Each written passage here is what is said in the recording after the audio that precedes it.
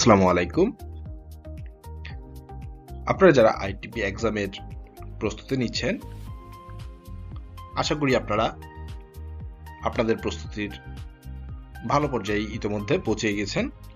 আর যদি এখনো শুরু না করে থাকেন কেউ প্রস্তুতি নেওয়া, দুশ্চিন্তার কিছু নেই। আমাদের এই ভিডিওগুলো আপনারা ধারাবাহিকভাবে প্রথম থেকে শেষ পর্যন্ত মনোযোগ সহকারে দেখবেন। আশা করি আপনাদের আইটিপি পরীক্ষা পাশের জন্য যতটুকু প্রয়োজন সবটাই আমাদের এই ভিডিওতে দেওয়া আছে।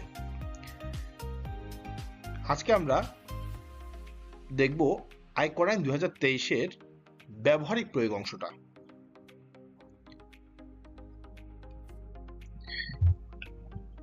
প্রথমেই বিগত ভিডিওতে আমরা দেখেছিলাম আয়কর আইনের হার, আয়কর আইনে আয়করের হার এবং কিভাবে আয়কর ক্যালকুলেট করতে হয়, এবং সেখানে উল্লেখ করেছিলাম কিভাবে কর রেওয়াত ক্যালকুলেট করতে হয়। আজকে আমরা দেখব কিভাবে কোন কোন জায়গায় বিনিয়োগ করলে আপনারা এই কর রেওয়াতটি পাবেন। আয়কর আইন 2023 অনুযায়ী আপনারা এই খাতগুলোতে বিনিয়োগ করলে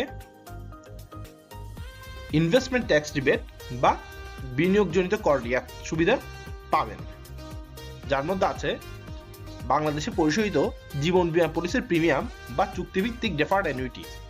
আপনি যদি কোনো জীবন বীমা প্রিমিয়াম পরিশোধ করে থাকেন তাহলে এই পেমেন্টটি আপনার কর রিয়াতযোগ্য বিনিয়োগ হিসাবে গৃহীত হবে এবং আপনি কর রিয়াতের সুবিধা পাবেন।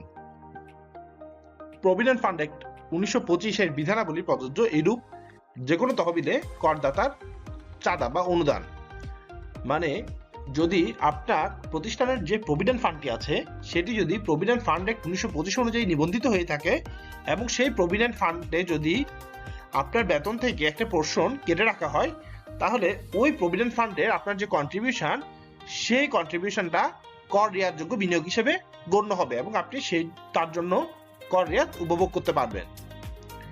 করদাতা এবং তাহার নিয়োগকর্তা কর্তৃক অনুমোদিত ভবিষ্যৎ তহবিলে প্রদত্ত চাঁদা, যে ভবিষ্যৎ তহবিল বা গ্র্যাচুইটি ফান্ডটি বিভিন্ন প্রতিষ্ঠানে থাকে, সেখানে যদি আপনার স্যালারি থেকে কোনো টাকা কাটা হয়, এই অংশটুকু ভবিষ্যৎ তহবিলে আপনার অনুদান হিসেবে গৃহীত হবে এবং এই অনুদানের জন্য আপনি ইনকাম ট্যাক্স রিবেট বা কর রিয়াত পাবেন।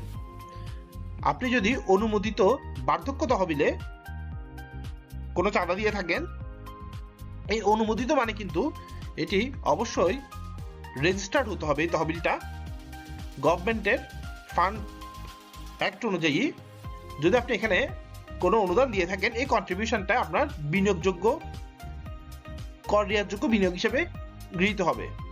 আপনি যদি কোনো সরকারি সিকিউরিটিজে অনধিক 5 লক্ষ টাকার বিনিয়োগ করে থাকেন, অথবা আমরা যেটি দেখি যে সঞ্চয়পত্রে যদি আপনি 5 লক্ষ টাকার বিনিয়োগ করে থাকে, এর বেশিও করতে পারেন, কিন্তু 5 লক্ষ টাকা পর্যন্ত আপনার বিনিয়োগ কর রিয়াতযোগ্য হবে, অর্থাৎ আপনি 5 লক্ষ টাকা বিনিয়োগের জন্য কর রিয়াত সুবিধা পাবেন। আপনি যদি ইউডিট সার্টিফিকেট, মিউচুয়াল ফান্ড, ইটিএফ অথবা যৌথ বিনিয়োগ স্কিম ইউডিট সার্টিফিকেটে 5 লক্ষ টাকা পর্যন্ত বিনিয়োগ করে থাকেন, আপনি কর রিয়াত পাবেন। আপনি যদি ডিপোজিট পেনশন বা ডিপিএস মাসিক সঞ্চয় স্কিমে চাঁদা প্রদান করেন 1,20,000 টাকা পর্যন্ত বছরে, তার মানে প্রতি মাসে 10,000 টাকা পর্যন্ত যদি আপনি একটা ডিপিএস করে থাকেন, তাহলে বছর শেষে যে 1,20,000 টাকা আপনি ওই ডিপিএস বাবদ জমা দিয়েছেন, সেটির জন্য আপনি কর রিয়াত সুবিধা পাবেন। আপনি যদি সর্বজনীন পেনশন স্কিমের, গভর্নমেন্টের সর্বজনীন পেনশন স্কিমে গ্রহণ করে থাকেন এবং সেই স্কিমে চাঁদা দিয়ে থাকেন, তাহলে যে পরিমাণ চাঁদা আপনি কন্ট্রিবিউশন করেছেন একটি নির্দিষ্ট বছরে, তার বিনিময়ে আপনি কর রিয়াত উপভোগ করবেন। আপনি যদি অনুমোদিত স্টক এক্সচেঞ্জের সহিত তালিকাভুক্ত, মানে ঢাকা অথবা চিটাগং স্টক এক্সচেঞ্জের সাথে তালিকাভুক্ত কোনো সিকিউরিটি যে নতুন বিনিয়োগ করে থাকেন, নতুন বিনিয়োগ তার মানে কোনো আইপিও কিংবা কোনো সেকেন্ডারি শেয়ার আপনি যদি ওই পার্টিকুলার বছরে কিনে থাকেন, তাহলে তার জন্য আপনি কর রিয়াত সুবিধা পাবেন। আপনি যদি কোনো দাতব্য হাসপাতাল বা প্রতিবন্ধী ব্যক্তিগণের কল্যাণ স্থাপিত সংগঠনে দান করেন, তাহলে আপনি কর রিয়াত সুবিধা পাবেন। আপনি যদি জাকাত তহবিলে চাঁদা বা অনুদান দান করেন, তাহলে আপনি কর রিয়াত সুবিধা পাবেন। আপনি যদি কল্যাণ তহবিলে বা গোষ্ঠী বীমা তহবিলে চাঁদা দিয়ে থাকেন, আপনি কর রেয়াত সুবিধা পাবেন। আপনি যদি বোর্ড কর্তৃক মানে ন্যাশনাল বোর্ড অফ রেভিনিউ কর্তৃক অনুমোদিত জনকল্যাণমূলক বা শিক্ষামূলক প্রতিষ্ঠানে অনুদান দিয়ে থাকেন, আপনি কর রেয়াত সুবিধা পাবেন। এছাড়াও আপনি যদি মনে করেন আপনি এমন কোনো ফান্ডে দান করেছেন যেখানে যে দানের বিনিময়ে আপনি কর রেয়াত সুবিধাটি ক্লেম করতে যাচ্ছেন, সেখানেও সেটা আপনি উল্লেখ করবেন। যদি এনবিআর বা ডিসিটি অ্যাপ্রুভ করে থাকে তাহলে আপনি কর রেয়াত সুবিধা পাবেন। এখানে এই 14টির মধ্যে 1 থেকে 10 এটি হচ্ছে 1 থেকে 10 এটি হচ্ছে আপনার বিনিয়োগ, এটি হচ্ছে আপনার বিনিয়োগ হিসেবে গৃহীত হয়। আর 11 থেকে 14 এই চারটি হচ্ছে দান বা অনুদান হিসেবে গৃহীত হয়। আপনি যে নামেই বলুন না কেন, ট্যাক্স অথরিটি 1 থেকে 10কে বিনিয়োগ হিসেবে চিহ্নিত করে এবং 11 থেকে 14 এই চারটিকে দান হিসেবে চিহ্নিত করে। কাজেই আপনি যখন 15 নম্বরে মোট বিনিয়োগ, আপনার মোট বিনিয়োগ কত চিন্তা করবেন, তাহলে আপনি 1 থেকে 10 এই 10টির যোগফল যেটি সেটি আপনার মোট বিনিয়োগ। আর কর রেয়াতের পরিমাণ এই মোট বিনিয়োগের উপর বেস করে নির্ধারণ করা হবে। কিভাবে নির্ধারণ হবে, কিভাবে ক্যালকুলেট হবে সেটি আমরা দেখব। কাজেই আমরা যখন কর রিয়াতের কথা বলি বা ইনভেস্টমেন্ট ট্যাক্স রিবেটের কথা বলি, এই ইনভেস্টমেন্টে কোথায় করতে হবে, এইখানে উল্লেখিত যে খাতগুলো রয়েছে সেই খাতগুলোতে যদি আপনি একটি পার্টিকুলার বছরে ইনভেস্টমেন্ট বা বিনিয়োগ করে থাকেন, শুধুমাত্র তখনই আপনি এই কর রিয়াতটি পাবেন। যদি এই খাতগুলোর বাইরে আপনি কোথাও বিনিয়োগ করেন, আপনি কর রিয়াত সুবিধাটি পাবেন না। এবং এই কর রিয়াত পাওয়ার জন্য আপনার করযোগ্য আয় থাকতে হবে অবশ্যই। আপনি বিনিয়োগ করেছেন কিন্তু আপনার করযোগ্য আয় নেই, তাহলে কিন্তু আপনি কর রিয়াত সুবিধা পাবেন না। আচ্ছা, এবার আসুন আমাদের আইটিপি এক্সামের জন্য অন্যতম গুরুত্বপূর্ণ একটি প্রশ্ন, আয়কর কিভাবে পরিশোধ করতে হয়। যদি আপনাদেরকে কোয়েশ্চেনটা আসে, আপনারা কিভাবে আনসার করবেন? খুব সিম্পলি এ চালানের মাধ্যমে আয়কর পরিশোধ করতে হয়। আমরা যেভাবেই কর পরিশোধ করি না কেন, কেউ সোনালী ব্যাংকে গিয়ে আয়কর পরিশোধ করে, কেউ অনলাইনে ক্রেডিট কার্ড, ডেবিট কার্ড বা মোবাইল ফাইন্যান্সিয়াল সার্ভিস, বিকাশ, নগদ, রকেট এগুলোর মাধ্যমে আয়কর পরিশোধ করে। কিন্তু যাই করি না কেন, আপনারা দেখবেন আমরা পরিশোধের সময় এখানে এ চালান অপশনটি আসে স্বয়ংক্রিয়ভাবে। কাজে আসলে মূলত আয়করটা পরিশোধ করতে হয় এ চালানের মাধ্যমে। কাজে আপনাদের পরীক্ষায় যদি আসে আয়কর কিভাবে পরিশোধ করতে হবে, আপনারা সিম্পলি লিখবেন এ চালানের মাধ্যমে আয়কর পরিশোধ করতে হবে। আচ্ছা, আরেকটি গুরুত্বপূর্ণ কোয়েশ্চেন, কর প্রত্যর্পণ কি? কর প্রত্যর্পণ কি? কোন কর বর্ষে করদাতা কর্তৃক পরিশোধিত করের পরিমাণ তার প্রদেয় কর অপেক্ষা অতিরিক্ত হলে, মনে করেন আপনি উৎসে যে করটা দিয়ে এসেছেন, আপনার স্যালারি থেকে যে কেটে রেখেছে অথবা ব্যাংক থেকে যে কেটে রেখেছে, তা যদি আপনার প্রদেয় কর, এই যে ক্যালকুলেট করলাম, ক্যালকুলেট করা করের চেয়ে অতিরিক্ত হয়ে থাকে, আপনি আগেই দিয়ে এসেছেন বেশি পরিমাণে, যা দেওয়ার কথা আপনার ক্যালকুলেটেড তার চেয়ে বেশি পরিমাণে আগেই দিয়ে এসেছেন, এই ধরনের কোনো সিচুয়েশন যদি হয়, কাজে কোনো কর বর্ষে করদাতা কর্তৃক পরিশোধিত করের পরিমাণ তার প্রদেয় কর অপেক্ষা অতিরিক্ত হলে করদাতা রাষ্ট্রের নিকটে উক্তরূপ পরিশোধিত অতিরিক্ত কর ফেরত দাবি করতে পারবেন। এরূপ পরিশোধিত অতিরিক্ত কর ফেরতের দাবি কর প্রত্যর্পণ নামে অভিহিত। করদাতা কর্তৃক দাবিকৃত প্রত্যর্পণযোগ্য কর উপকর কমিশনার রিটার্ন প্রসেস পূর্বক চূড়ান্ত করবেন। চূড়ান্তভাবে প্রত্যর্পণযোগ্য কর করদাতার অনুকূলে ফেরত প্রদান করার আইনি বাধ্যবাধকতা রয়েছে, অথবা করদাতার চাহিদা মোতাবেক পরবর্তী কর বর্ষে উদ্ভূত করদায়ের সাথে সমন্বয় করার বিধান রয়েছে। কাজে আইনে কিন্তু বলা আছে যে আপনি যদি বাড়তি কর দিয়ে থাকেন, সে করটা রিফান্ডও করা যাবে, অথবা আপনার ইচ্ছায় আপনি চাইলে সেটি পরবর্তী বর্ষের যে আপনার ইনকাম ট্যাক্স তার সাথে আপনি অ্যাডজাস্ট করতে পারবেন। কিন্তু বাস্তবে আমাদের রিফান্ডের খুব রেয়ার কেসে রিফান্ডের প্রচলন আমরা দেখতে পাই। যেটি করা যায় সেটি হচ্ছে পরবর্তী বছরের করের সাথে অতিরিক্ত করটি অ্যাডজাস্ট করা হয়। এখন আসুন আমরা গত ভিডিওতে দেখেছিলাম জীবনযাপন সংশ্লিষ্ট ব্যয়ের একটি বিবরণের বিষয়ে। এই জীবনযাপন সংশ্লিষ্ট ব্যয়ের বিবরণীতে মূলত কি কি তথ্য আমাদের দিতে হয়, এটি মূলত আমাদের লাইফস্টাইলের যে খরচগুলো হয়ে থাকে দৈনন্দিন জীবনে সেগুলোই। যেমন এখানে আছে ব্যক্তিগত পরিবারের ভরণ পোষণ খরচ, আবাসন সংক্রান্ত ব্যয়, ব্যক্তিগত যানবাহন সংক্রান্ত ব্যয়, ইউটিলিটি সংক্রান্ত ব্যয়, বিদ্যুৎ বিল, গ্যাস, পানি, টেলিফোন, মোবাইল, ইন্টারনেট ইত্যাদি, শিক্ষা ব্যয়, নিজ খরচে দেশ ও বিদেশ ভ্রমণ, অবকাশ ইত্যাদি সংক্রান্ত ব্যয়, উৎসব ও অন্যান্য বিশেষ ব্যয়, উচ্চ কর্তৃক সংগৃহীত কর, আপনি যে ট্যাক্সটি দিয়েছেন ওই ট্যাক্সটাও আপনার জীবনযাত্রা সংশ্লিষ্ট একটি ব্যয়। প্রাতিষ্ঠানিক ও অন্যান্য উৎস হতে গৃহীত ব্যক্তিগত ঋণের সুদ পরিশোধ, আপনি যদি কোনো ঋণ নিয়ে থাকেন সেই ঋণের যে ইন্টারেস্টের পোর্শনটুকু, শুধু ইন্টারেস্টের পোর্শন, নট ক্যাপিটাল পোর্শন, মানে ঋণের অংশ প্রিন্সিপাল অ্যামাউন্ট না, শুধু ইন্টারেস্টের যে অংশটা সেটা আপনার জীবনযাপন সংশ্লিষ্ট ব্যয়ের বিবরণীতে আসবে। আরেকটি বিবরণীর কথা আমরা গত ভিডিওতে দেখেছিলাম, পরিসম্পদ দায় ও ব্যয় বিবরণী বা ওয়েলথ স্টেটমেন্ট আইটি 10B 2023। এর মধ্যে মূলত কি কি থাকে আমরা একটু দেখে নেই। রিটার্ন আইটি 11G 2023 এর আইটি 10B 2023 অংশে করদাতার পরিসম্পদ দায় ও ব্যয় বিবরণী রয়েছে।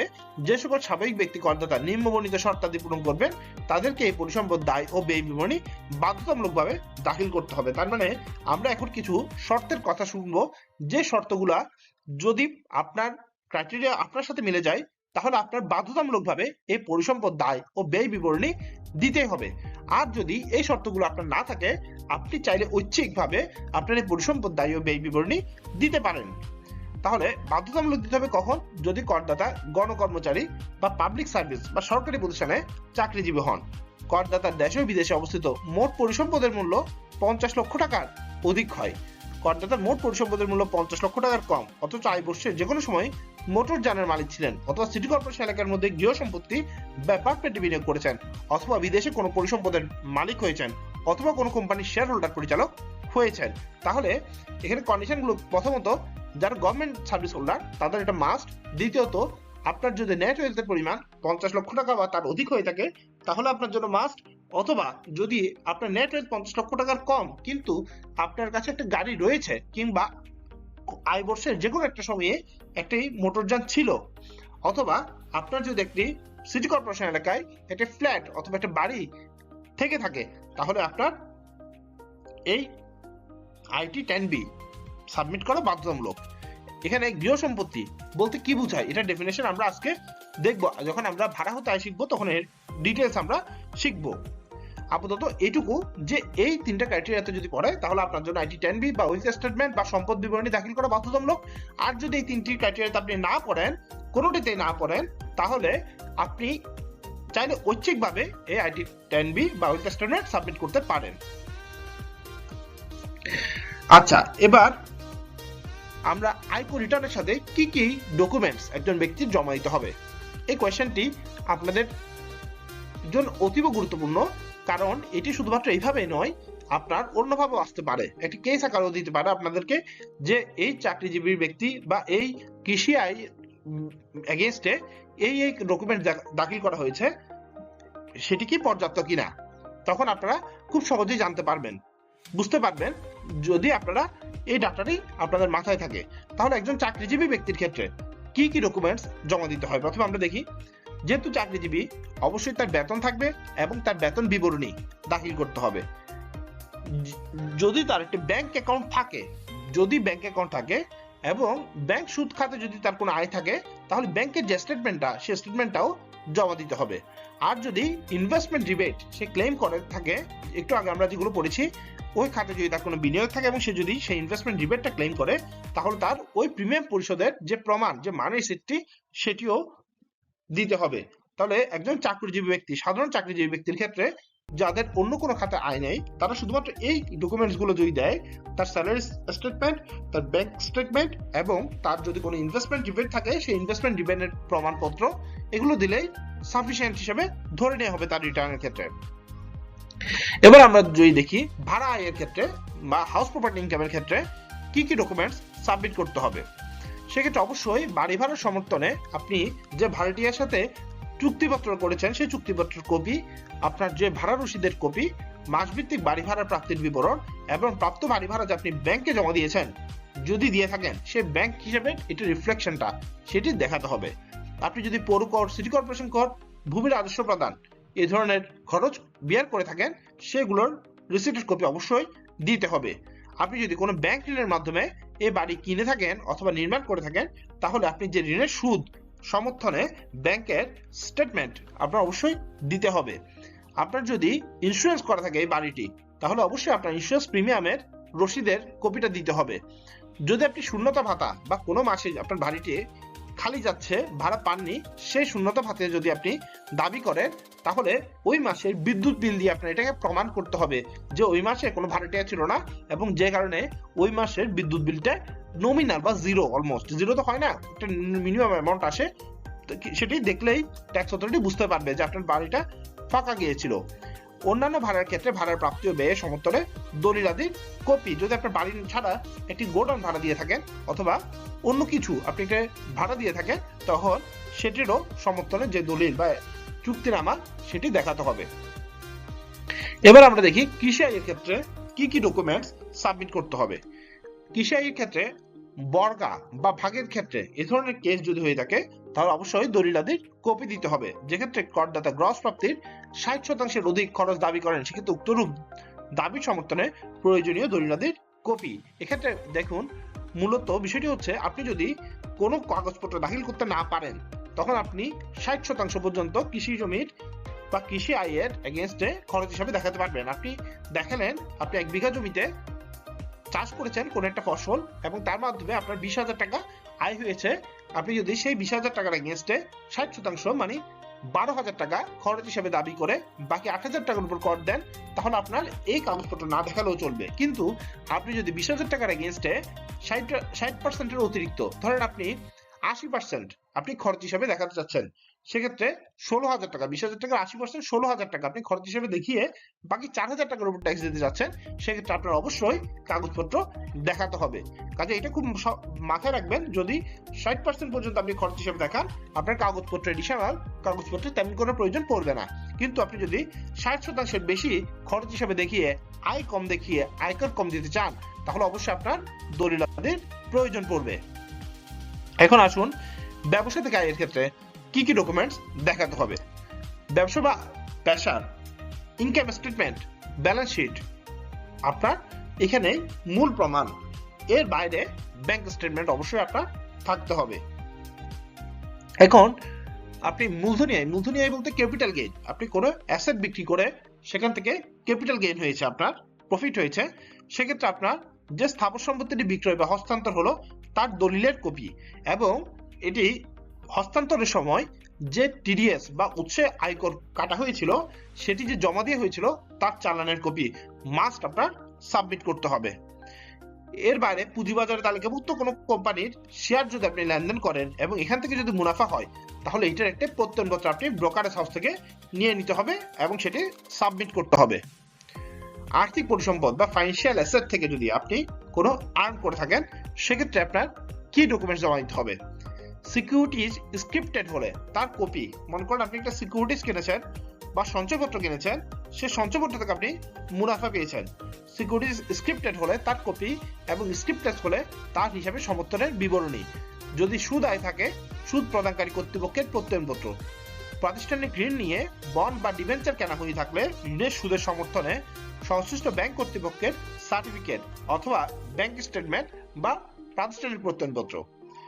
নগদ লভ্যাংশ খাতে আয় থাকলে ব্যাংক স্টেটমেন্ট, ডিভিডেন্ড ওয়ারেন্টের কপি বা সার্টিফিকেট। সঞ্চয়পত্র হতে সুদ আয় থাকলে সঞ্চয়পত্র নগদায়নের সময় বা সুদ প্রাপ্তির সময় নেওয়া সার্টিফিকেটের কপি। ব্যাংক সুদ আয় থাকলে ব্যাংক বিবরণী বা সার্টিফিকেট, মানে যেই ফাইন্যান্সিয়াল অ্যাসেট, এফডিআর অথবা সেভিংস অথবা আপনার সঞ্চয়পত্র যেখান থেকে আপনার ইনকামটা এসেছে সেটি একটা প্রমাণ, এবং সাথে ব্যাংক স্টেটমেন্ট, দুটি আপনার সাবমিট করতে হবে। এবার যদি ফার্মের ক্ষেত্রে হয়ে থাকে, পার্টনারশিপ ফার্মের ক্ষেত্রে, সেক্ষেত্রে অবশ্যই আপনার ফার্মের আয় ব্যয়ের বিবরণী এবং ব্যালেন্স শিট, ইনকাম স্টেটমেন্ট এবং ব্যালেন্স শিট আপনার সাবমিট করতে হবে, অংশীদারি ফার্ম থেকে যদি আপনার কোনো আয় থাকে। আর অন্যান্য উৎস আয়ের ক্ষেত্রে যে প্রাসঙ্গিক কাগজপত্র থাকবে সেটি সাবমিট করতে হবে। যখন যেখানে আপনি যদি এমন হয় যে আপনি এমন কোনো আয় যেটা আপনি প্রদর্শন করতে পারছেন না, সেখানে অবশ্যই আপনার কাগজপত্র চাইতে হবে। আর যদি কাগজপত্র না থাকে, সেখানে সেটিও অন্যান্য উৎসের আয় হিসেবে ডিসিটি মহোদয় আপনাকে চার্জ করে দিবে, পুরো টাকার উপরই ট্যাক্স হয়ে যাবে। আচ্ছা, এবার হচ্ছে আয়কর পরিশোধের প্রমাণ, উৎসে কর কর্তন সহ সকল প্রকার কর ও উৎসে কর অটোমেটেড চালান বা এ চালান মানে হচ্ছে অটোমেটেড চালান বা ই পেমেন্টের মাধ্যমে পরিশোধ করতে হবে।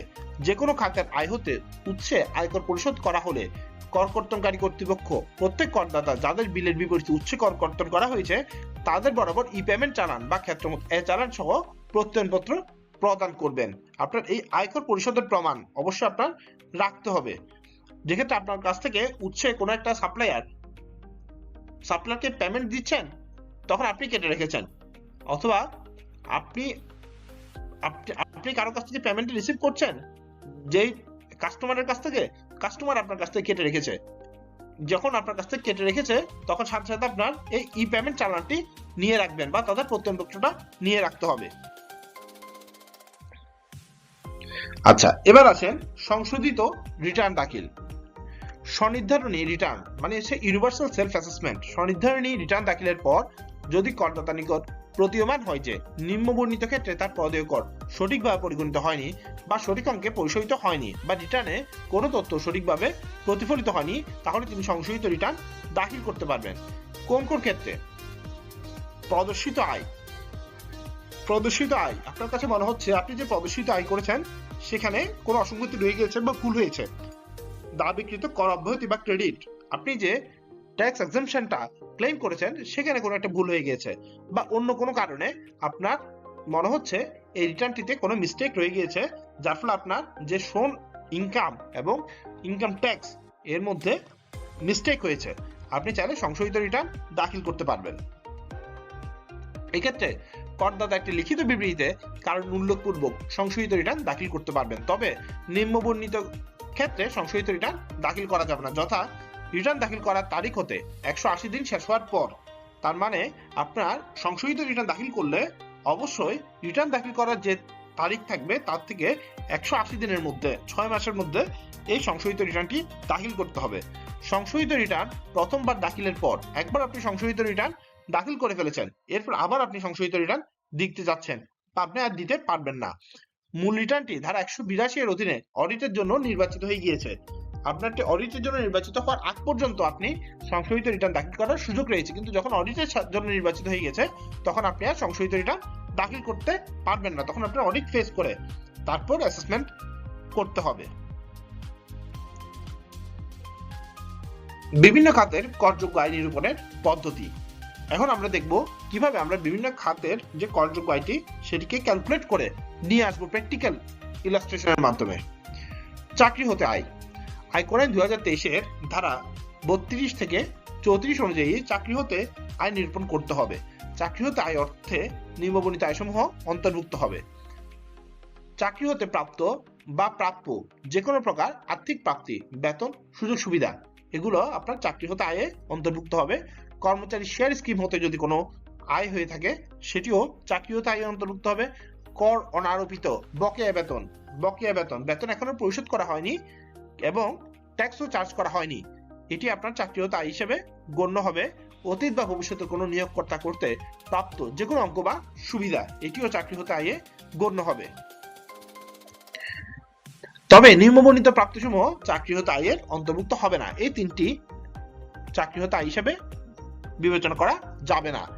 কি কি থাকে সেখানে? শেয়ার হোল্ডার পরিচালক নন এরূপ কোনো কর্মচারীর হৃদযন্ত্র, বৃক্ক, চক্ষু, যকৃত ও মস্তিষ্ক সংক্রান্ত অপারেশন, কৃত্রিম অঙ্গ প্রতিস্থাপন এবং ক্যান্সার সংক্রান্ত চিকিৎসা ব্যয় বাবদ প্রাপ্ত অর্থ।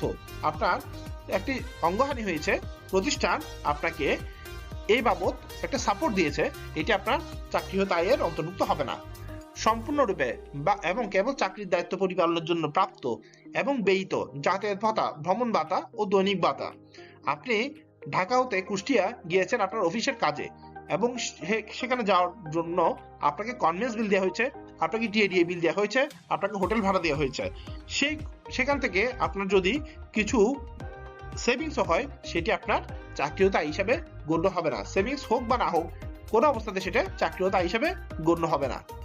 কোম্পানি কর্তৃক গোষ্ঠী বীমা, গ্রুপ ইন্স্যুরেন্স বাবদ কোনো কর্মচারীর পক্ষে বীমা কোম্পানিকে পরিশোধিত প্রিমিয়াম, আপনার পক্ষে কোম্পানি গ্রুপ ইন্স্যুরেন্স প্রিমিয়ামটা দিচ্ছে, সেটি আপনার চাকরি হতে আয় হিসাবে কোনোভাবে গণ্য হবে না। কাজে এই তিনটি দিয়ে আপনাদের এক্সামে একটু ট্রিকি কোয়েশ্চেন দিতে পারে যে এই ধরনের একটা এমপ্লয়িকে তার অসুস্থতায়, তার হৃদযন্ত্রের অসুস্থতায় তাকে কোম্পানি থেকে 1 লক্ষ টাকা দেওয়া হয়েছে, এটি কি তার আয়ের অন্তর্ভুক্ত হবে কিনা? তাহলে এটি অবশ্যই আয়ের অন্তর্ভুক্ত হবে না। এবার আসুন, যে ক্ষেত্রে কোনো একজন কর্মচারীর চাকরির দায়িত্ব পরিপালনের জন্য যাতায়াত ভাতা, ভ্রমণ ভাতা ও দৈনিক ভাতা প্রাপ্ত হন এবং এই ভাতাসমূহের কিছু অংশ যদি ব্যয়িত না হয়, তবে উক্ত অব্যয়িত অঙ্ক চাকরিতে আয় হিসাবে পরিগণিত হবে। এখন দেখেন, যাতায়াত, ভ্রমণ ভাতা, দৈনিক ভাতা এগুলো দেওয়া হয়েছে, কিন্তু সেখান থেকে আপনার টাকাটা উদ্ধৃত রয়ে গিয়েছে, সেটা আপনার আয় হিসাবে পরিগণিত হবে। চাকরি হইতে আয়ের ক্ষেত্রে বেতন বলতে কর্মচারী কর্তৃক চাকরি হইতে প্রাপ্ত যে কোনো প্রকৃতির অঙ্ককে বুঝাবে এবং নিম্নবর্ণিত বিষয়াদি এর অন্তর্ভুক্ত হবে, যথা যে কোনো বেতন, মজুরি বা পারিশ্রমিক, যে কোনো ভাতা, ছুটি নগদায়ন, বোনাস, ফি, কমিশন, ওভারটাইম, অগ্রিম বেতন, আনুতোষিক, অ্যানুইটি, পেনশন বা ইহাদের সম্পূরক, পারকুইজিট, বেতন বা মজুরির পরিবর্তে প্রাপ্তি অথবা বেতন বা মজুরির অতিরিক্ত প্রাপ্তি, এগুলো সবই চাকরি হইতে প্রাপ্ত হিসেবে গণ্য হবে। আপনি যে নামে বলেন না কেন, বেতন, মজুরি, পারিশ্রমিক, অগ্রিম বেতন, আনুতোষিক, অ্যানুইটি, পারকুইজিট সবই আপনার বেতন হিসেবেই গণ্য হবে। বেতন বা মজুরির পরিবর্তে প্রাপ্তি অথবা বেতন বা মজুরির অতিরিক্ত প্রাপ্তি অর্থে অন্তর্ভুক্ত হবে চাকরির অবসানের কারণে প্রাপ্ত যে কোনো প্রকার ক্ষতিপূরণ, যে নামে অভিহিত হোক না কেন, ভবিষ্যৎ তহবিলে বা অন্য কোনো তহবিলে কর্মচারীর অনুদানের অংশ বেঁধে রেখে অবশিষ্ট অংশ, সেটিও চাকরির বেতনের মতোই ট্রিটমেন্ট হবে। চাকরির চুক্তির শর্তাবলীর পরিবর্তনের ফলে প্রাপ্ত অঙ্ক বা সুবিধাদির ন্যায্য বাজার মূল্য, চাকরিতে যোগদানকালে বা চাকরির অন্য কোনো শর্তের অধীনে প্রাপ্ত অঙ্ক বা সুবিধাদির ন্যায্য বাজার মূল্য। এবার আসুন, পারকুইজিট কি? পারকুইজিট অর্থ নিয়োগকর্তা কর্তৃক কর্মচারীকে প্রদত্ত ইনসেনটিভ, বোনাস সহ যে কোনো প্রকারের পরিশোধ বা সুবিধা, তবে নিম্নবর্ণিত পরিশোধ সমূহ অবশ্যই এর অন্তর্ভুক্ত হবে না। তাহলে পারকুইজিট হচ্ছে নিচে যেগুলো উল্লেখ করা আছে এগুলোর বাইরে যা থাকবে সবই পারকুইজিট। তাহলে পারকুইজিট নয় কি? এটা হচ্ছে মূল বেতন, পারকুইজিট নয়। বকেয়া বেতন, পারকুইজিট নয়। অগ্রিম বেতন, পারকুইজিট নয়। উৎসব ভাতা, পারকুইজিট নয়। ছুটি নগদায়ন, ওভারটাইম, পারকুইজিট নয়। ভবিষ্যৎ তহবিলে দান, পারকুইজিট নয়। অনুমোদিত পেনশন তহবিলে দান, পারকুইজিট নয়। অনুমোদিত আনুতোষিক তহবিল, সরি এগুলো দান নয়, স্বীকৃত ভবিষ্যৎ তহবিল থেকে যদি আপনি পেয়ে থাকেন, অনুমোদিত পেনশন তহবিল থেকে যদি আপনি পেয়ে থাকেন, অনুমোদিত আনুতোষিক তহবিল থেকে যদি আপনি পেয়ে থাকেন, বা বার্ধক্য তহবিল থেকে যদি আপনি প্রদত্ত চাঁদা দেওয়া হয়ে থাকে, তাহলে সেটি পারকুইজিট নয়।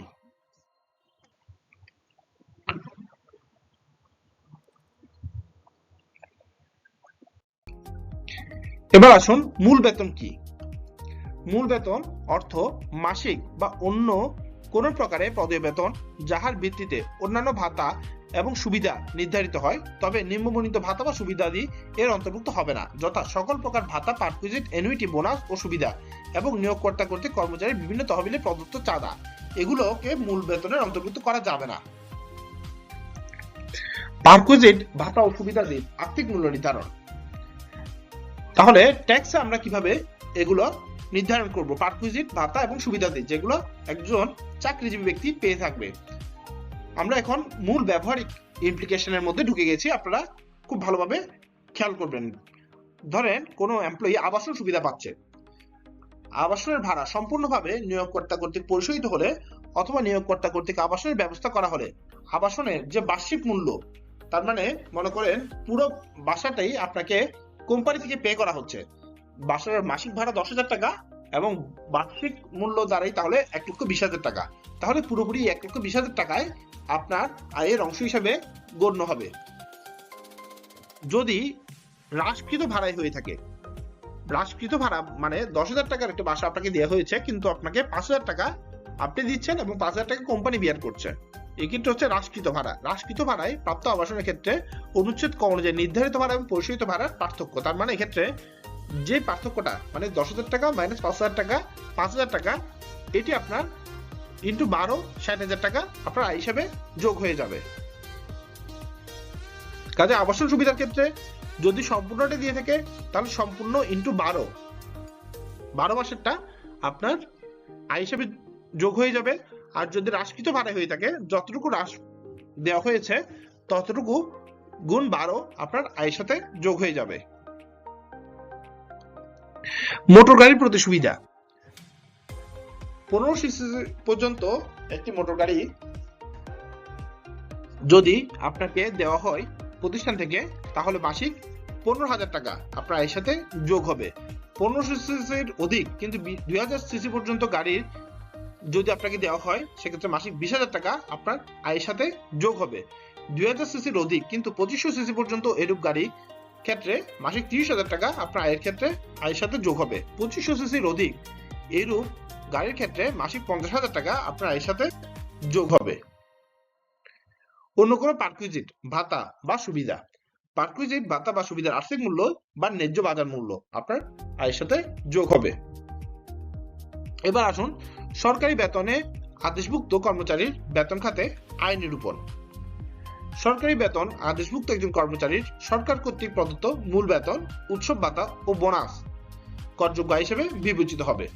শুধুমাত্র এটুকুই বিবেচিত হবে। অবসরকালে প্রদত্ত লাম্প গ্র্যান্ট সহ সরকারি বেতন আদেশ সমূহে উল্লিখিত নিম্নবর্ণিত ভাতা সুবিধাদি করমুক্ত থাকবে। তার মানে নিচে এই টেবিলের ভিতরে যা আছে এগুলো কিছুর উপরই সরকারি কর্মচারীরা ট্যাক্স দিবে না। শুধুমাত্র মূল বেতন, উৎসব ভাতা এবং বোনাস এগুলোই তাদের বেতন খাতা হিসাবে গণ্য হবে। কিন্তু বেসরকারি কর্মচারী হলে এগুলো সবই তাদের ট্যাক্সেবল ইনকাম হিসাবে গণ্য হবে। কাজে এটা খুবই সতর্কতার সাথে আপনারা খেয়াল করবেন।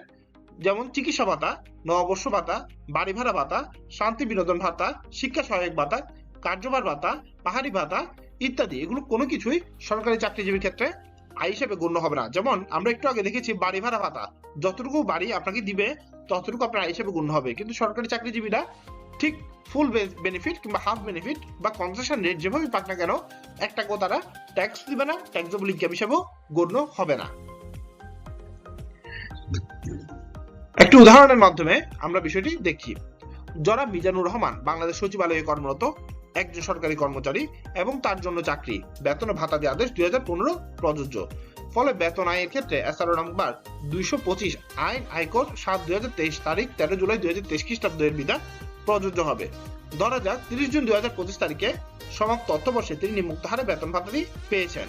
ওনার একটা বেতন ভাতার বর্ণনা এখানে দেওয়া আছে, যেখানে মূল বেতন, চিকিৎসা ভাতা, উৎসব ভাতা, নববর্ষ ভাতা উল্লেখ করা আছে। মূল বেতন 56,500, আপনি একটু মনে রাখবেন এটি। মাসিক চিকিৎসা ভাতা 1500, উৎসব ভাতা 1,13,000, বাংলা নববর্ষ ভাতা 11,300, এগুলো উনি পেয়ে থাকেন। তিনি একটি সরকারি বাসায় থাকেন। ভবিষ্যৎ তহবিলে তিনি প্রতি মাসে 14,000 টাকা জমা রাখেন। হিসাব রক্ষণ অফিস হতে প্রাপ্ত প্রত্যয়নপত্র হতে দেখা যায় যে 30 জুন 2025 তারিখে ভবিষ্যৎ তহবিলে অর্জিত সুদের পরিমাণ ছিল 1,08,500 টাকা। কল্যাণ তহবিল ও গোষ্ঠী বীমা তহবিলে চাঁদা প্রদান বাবদ প্রতি মাসে বেতন হতে কর্তন ছিল যথাক্রমে 150 ও 100 টাকা। এছাড়াও তিনি একটি তফসিলি ব্যাংকের ডিপোজিট পেনশন স্কিমে মাসিক 5,000 টাকার কিস্তি জমা করেন। এই ইনফরমেশনের ভিত্তিতে আমরা এখন জনাব মিজানুর রহমান, যে কিনা সচিবালয়ে কর্মরত একজন সরকারি কর্মচারী, তার আয় ট্যাক্সেবল ইনকাম কত হবে প্রথমে ক্যালকুলেট করব। ওনার মূল বেতন ছিল 56,500 ইন্টু 12 মাসে 6,78,000 টাকা। উৎসব ভাতা ছিল 56,500 ইন্টু 2 মাস 1,13,000 টাকা। চিকিৎসা ভাতা ছিল প্রতি মাসে 1,500 টাকা গুণন 12, 18,000 টাকা। যেহেতু উনি একজন সরকারি কর্মচারী, উনার চিকিৎসা ভাতা পুরোটি করমুক্ত। বাংলা নববর্ষ ভাতা উনি পেয়েছিল বছরে একবার 11,300 টাকা। যেহেতু উনি সরকারি কর্মচারী, নববর্ষ ভাতা করমুক্ত। শুধু ওনার মূল বেতন এবং উৎসব ভাতা উপর ট্যাক্স আরোপ করা যাবে এবং এটি করযোগ্য আয় হিসেবে গণ্য হবে। কাজেই ওনার মোট আয় হলো বা করযোগ্য আয় হলো 7,91,000 টাকা। আমরা যদি এখন এই 7,91,000 টাকার কর দায় পরিগণনা করি, তাহলে প্রথম 3,50,000 টাকা, যেহেতু উনি একজন পুরুষ এবং ওনার বয়স 65 বছরের নিচে, প্রথম 3,50,000 টাকা পর্যন্ত কর হার 0, পরবর্তী 1 লক্ষ টাকার উপর কর হার 5% হারে 5,000 টাকা এবং পরবর্তী অবশিষ্ট 3,41,000 টাকার উপর 10% হারে কর হার 34,100 টাকা। আপনারা যদি এই তিনটি যোগ করেন, দেখবেন তিনটি যোগ করলে ওনার মোট আয় 7,91,000 টাকার উপর মোট কর দায় দাঁড়ায় 39,100 টাকা। যদি আমরা বিনিয়োগ জড়িত কর রেয়াত পরিগণনা করি, উনি যেহেতু ভবিষ্যৎ তহবিলে চাঁদা দিয়েছে, 14,000 টাকা করে 12 মাসে 1,68,000 টাকা, কল্যাণ তহবিলে চাঁদা দিয়েছে 150 টাকা করে 12 মাসে 1800 টাকা, গোষ্ঠী বীমা তহবিলে চাঁদা দিয়েছে 100 টাকা করে 12 মাসে 1200 টাকা এবং ডিপোজিট পেনশন স্কিমের কিস্তি দিয়েছে 5,000 টাকা করে 12 মাসে 60,000 টাকা। ওনার মোট বিনিয়োগ ছিল 2,31,000 টাকা। এই 2,31,000 টাকার উপর উনার কর রিয়াত আমরা হিসাব করব এবং সেই কর রিয়াতটি উনি ওনার মোট কর দায় 39,100 টাকা থেকে বিয়োগ করে ওনার প্রদেয় করের পরিমাণটা আমরা নির্ধারণ করব। তাহলে ওনার এখন মোট কর দায় হচ্ছে এখন পর্যন্ত 39,100 টাকা। এখন এই 2,31,000 টাকার উপরে উনার আমরা যদি দেখি 2,31,000 টাকার উপরে 0.15 বা 15% হারে উনার আসে 34,650 এবং উনার 7,91,000 টাকা। আয়ের উপর 3% হারে উনার আসে 23,730 টাকা এবং তৃতীয়ত গতে আমাদের উল্লেখ করেছি 10 লক্ষ টাকা। এই তিনটির মধ্যে যেটি ছোট সেটি হচ্ছে উনার কর রিয়াতের পরিমাণ। তার মানে উনার 23,730 আয়ের উপর 3% এবং বিনিয়োগের উপর 15% এবং 10 লক্ষ টাকা। এই তিনটির মধ্যে যেটি ছোট হবে সেটি হবে উনার কর রিয়াত। এখানে তাহলে কর রিয়াত কত হবে? 23,730 টাকা। যেহেতু উনার 23,730 টাকা কর রিয়াত, উনার প্রদেয় করের পরিমাণ হবে 39,100 মাইনাস 23,730 টাকা 15,370 টাকা।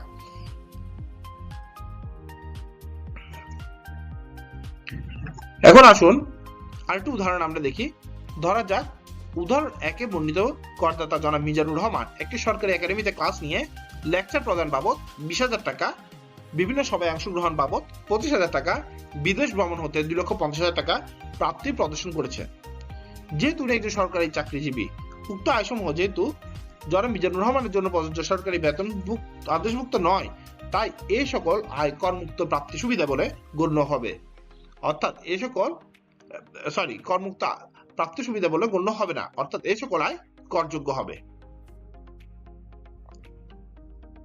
কারণ উনি যেই বক্সটি আমরা উল্লেখ করেছিলাম সে বক্সটির মধ্যে আপনারা যদি দেখেন লেকচার প্রদান বাবদ আয় উল্লেখ করা নাই, বিভিন্ন সভায় অংশগ্রহণ বাবদ আয় উল্লেখ করা নাই, বিদেশ ভ্রমণ হতে প্রাপ্তি এটা উল্লেখ করা নাই। কাজেই ওই বক্সের বাইরে যদি কিছু কোনো আয় থেকে থাকে তাহলে সেটি অবশ্যই করযোগ্য হবে।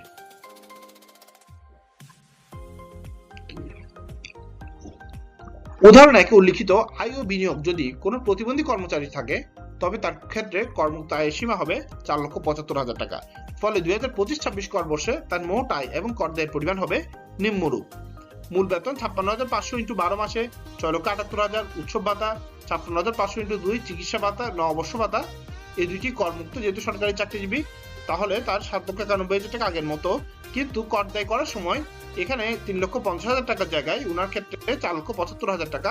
যেহেতু উনি একজন প্রতিবন্ধী ব্যক্তি তাহলে 4,75,000 টাকা পর্যন্ত শূন্য, তারপর 1 লক্ষ টাকার উপর 5% হারে 5,000 টাকা এবং অবশ্যই 2,16,000 টাকার উপর 10% হারে 21,600 টাকা এবং উনি আবার আয়কর রিয়াত পেয়েছে 23,830 টাকা।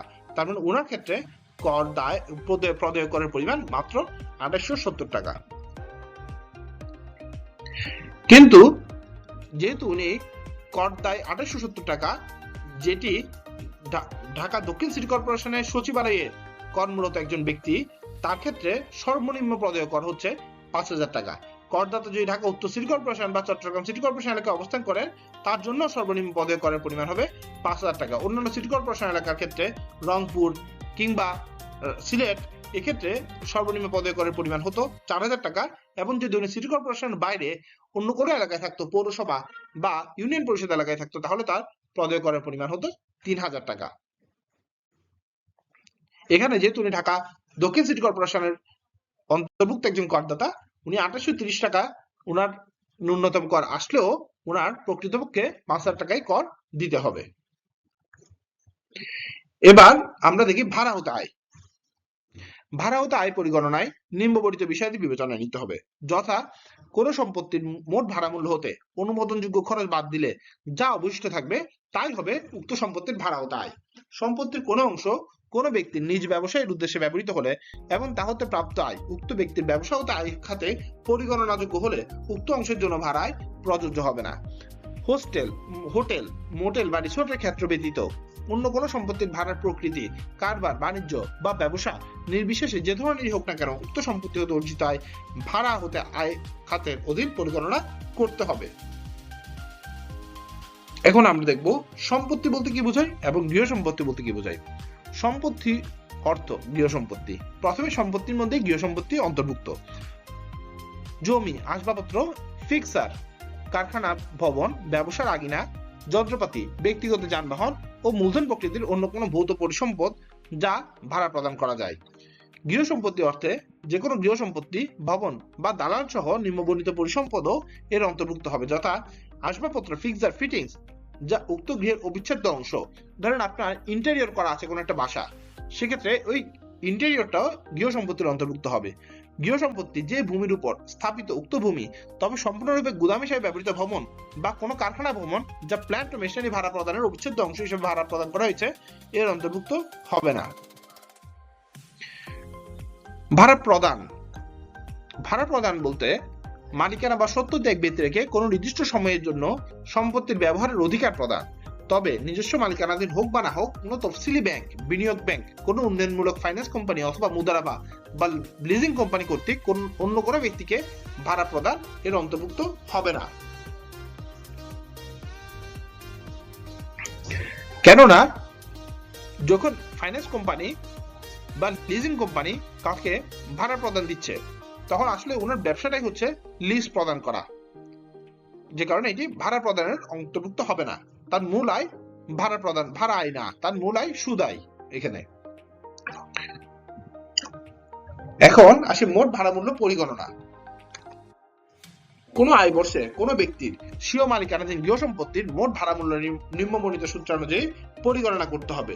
আমরা যদি এখানে নিচে দেখি, এখানে ক সমান সমান ক মানে মোট ভাড়া মূল্য আসবে খ যোগ গ যোগ ঘ, এই তিনটি যোগফল মাইনাস উমো। তাহলে আমরা দেখি খতে কি আছে। প্রথমত গৃহ সম্পত্তির বার্ষিক মূল্য, যেটি আপনার অ্যানুয়াল ভ্যালু, এক মাসের ভাড়াকে 12 মাস দিয়ে গুণ করলে যেটি আসবে সেটি আপনার অ্যানুয়াল ভ্যালু। এটির সাথে যোগ হবে গ, উক্ত আয় বর্ষে উক্ত গৃহ সম্পত্তি ব্যবহার সূত্রে প্রাপ্ত সালামি বা প্রিমিয়াম, ফেরতযোগ্য নিরাপত্তা, জামানত, অগ্রিম ব্যতীত অন্য যে কোনো অঙ্ক বা কোনো সুবিধার অর্থমূল্য যাহা ক্ষয় উল্লিখিত অঙ্কের অতিরিক্ত। মানে এর বাইরে আপনি যদি অতিরিক্ত কোনো কিছুই পান, সেটাকে যে নামেই বলেন না কেন, শুধুমাত্র সালামি বাদে, তাহলে সেটি যোগ হবে। ধরেন এখানে কি থাকতে পারে, সার্ভিস চার্জ থাকতে পারে। অবশ্য সার্ভিস চার্জ এখানে ঘতে আলাদাভাবে বলা আছে, এখানে মূলত হতে পারে অগ্রিম ভাড়া থাকতে পারে, এখানে থাকতে পারে হচ্ছে ফার্নিচার বাবদ কোনো ভাড়া থাকতে পারে, এগুলো ভাড়া আয়ের অন্তর্ভুক্ত হবে। ঘতে যদি কোনো সার্ভিস চার্জ, মেরামত, রক্ষণাবেক্ষণ খরচ থাকে সেটি অন্তর্ভুক্ত হবে। মানে আপনার বার্ষিক মূল্য, এর সাথে অন্য কোনো প্রাপ্তি, এর সাথে সার্ভিস চার্জ, এই তিনটি যোগ করবেন এবং বিয়োগ করবেন শূন্যতা পাতা, যেটি হচ্ছে আপনার কোনো এক মাস যদি বাসাটা খালি থাকে বা 2 মাস, 3 মাস, 4 মাস, যতদিনই হোক না কেন, ওই সময়ের বিদ্যুৎ বিল আপনি উপস্থাপন সাপেক্ষে যদি আপনি সেটাকে এই অ্যালাউন্সটা পেয়ে থাকেন, শূন্যতা ভাতা যদি আপনি পেয়ে থাকেন, তখন এটি বিয়োগ করতে পারবেন। এই খ যোগ গ যোগ ঘ থেকে মাইনাস উম দিলে আপনার এই মোট ভাড়া মূল্য বের হবে। গৃহ সম্পত্তি ব্যতীত অন্যান্য সম্পত্তির ভাড়া মূল্য যদি আপনি নির্ধারণ করতে চান, সেগুলো কিভাবে করবেন? সেক্ষেত্রে এই বার্ষিক মূল্যের সাথে উক্ত সম্পত্তি ব্যবহার হতে অর্জিত আয় এবং উক্ত আয় বর্ষে উক্ত সম্পত্তি ব্যবহারের সূত্রে প্রাপ্ত সালামি বা প্রিমিয়াম, ফেরতযোগ্য নিরাপদ, জামানত, অগ্রিম ব্যতীত অন্য যে কোনো অঙ্ক বা অন্য সুবিধা অর্থমূল্য যা ক্ষয় উল্লিখিত অঙ্কের অতিরিক্ত। মানে আপনার বার্ষিক মূল্য এবং হচ্ছে সালামি বা আপনার জামানত ছাড়া অন্য যাই কিছু রিসিভ করেছেন সবকিছু আপনার ভাড়া আয়ের অন্তর্ভুক্ত হবে। ভাড়া হতে আয় পরিগণনার ক্ষেত্রে অনুমোদনযোগ্য বিয়োজন, কি কি খরচ আপনি বিয়োগ করতে পারবেন? কোন ব্যক্তির স্বীয় মালিকানাধীন গৃহ সম্পত্তির ভাড়া হতে প্রাপ্ত আয় পরিগণনার ক্ষেত্রে নিম্নবর্ণিত খরচ বিয়োজনযোগ্য হবে, যথা কোনো গৃহ সম্পত্তির ক্ষতি বা ধ্বংসের ঝুঁকির বিপরীতে কোনো বীমা করা হলে যে আপনি ইন্স্যুরেন্স প্রিমিয়ামটি পরিশোধ করেছেন, সেই প্রিমিয়ামের খরচটা আপনি বিয়োগ করতে পারবেন। গৃহ সম্পত্তি অর্জন, নির্মাণ, সংস্কার বা পুনর্নির্মাণের জন্য কোনো ব্যাংক বা ফাইন্যান্স কোম্পানি হতে মূলধন ঋণ গ্রহণ করা হলে সেই ঋণের উপর আপনি যে সুদের পোর্শনটুকু পরিশোধ করছে সে সুদের অংশটুকু আপনি গৃহ সম্পত্তি হতে আয়ের এগেইনস্টে বিয়োগ করতে পারবেন। গৃহ সম্পত্তির উপর পরিশোধিত কোনো কর, ফি বা অন্য কোনো বার্ষিক চার্জ বা মূলধনী চার্জ প্রকৃতির নয়, যা মূলধনী চার্জ প্রকৃতির নয়। ধরেন আপনি ল্যান্ড ট্যাক্স দিতে পারেন, আপনি সিটি কর্পোরেশন ট্যাক্স দিতে পারেন, পৌরসভা কর দিতে পারেন, এই খরচটুকুও আপনি গৃহ সম্পত্তি হতে আয়ের এগেইনস্টে বিয়োগ করতে পারবেন। গৃহ সম্পত্তি অর্জন, নির্মাণ, মেরামত, নবনির্মাণ বা পুনর্নির্মাণের জন্য ব্যবহৃত কোনো মূলধনী ঋণের উপর কোনো ব্যাংক বা ফাইন্যান্স কোম্পানিকে ভাড়াপূর্বক সময়ে কোনো সুদ বা মুনাফা পরিশোধ করা হয়ে থাকলে, ধরেন আপনি এখন গৃহ সম্পত্তিতে আয় হচ্ছে, কিন্তু আপনি এই গৃহ সম্পত্তি ভাড়া যখন আয় হয়নি, যখন আপনি এটা কনস্ট্রাকশন আন্ডার কনস্ট্রাকশন ছিল, তখন যে লোন নিয়েছিলেন এবং তখন যে ইন্টারেস্টটা দিয়েছিলেন, ওই ইন্টারেস্টটা চাইলে আপনি পরবর্তীতে যখন ভাড়া আয় হবে তখন ওই ভাড়া আয়ের এগেইনস্টে বিয়োগ করতে পারবেন।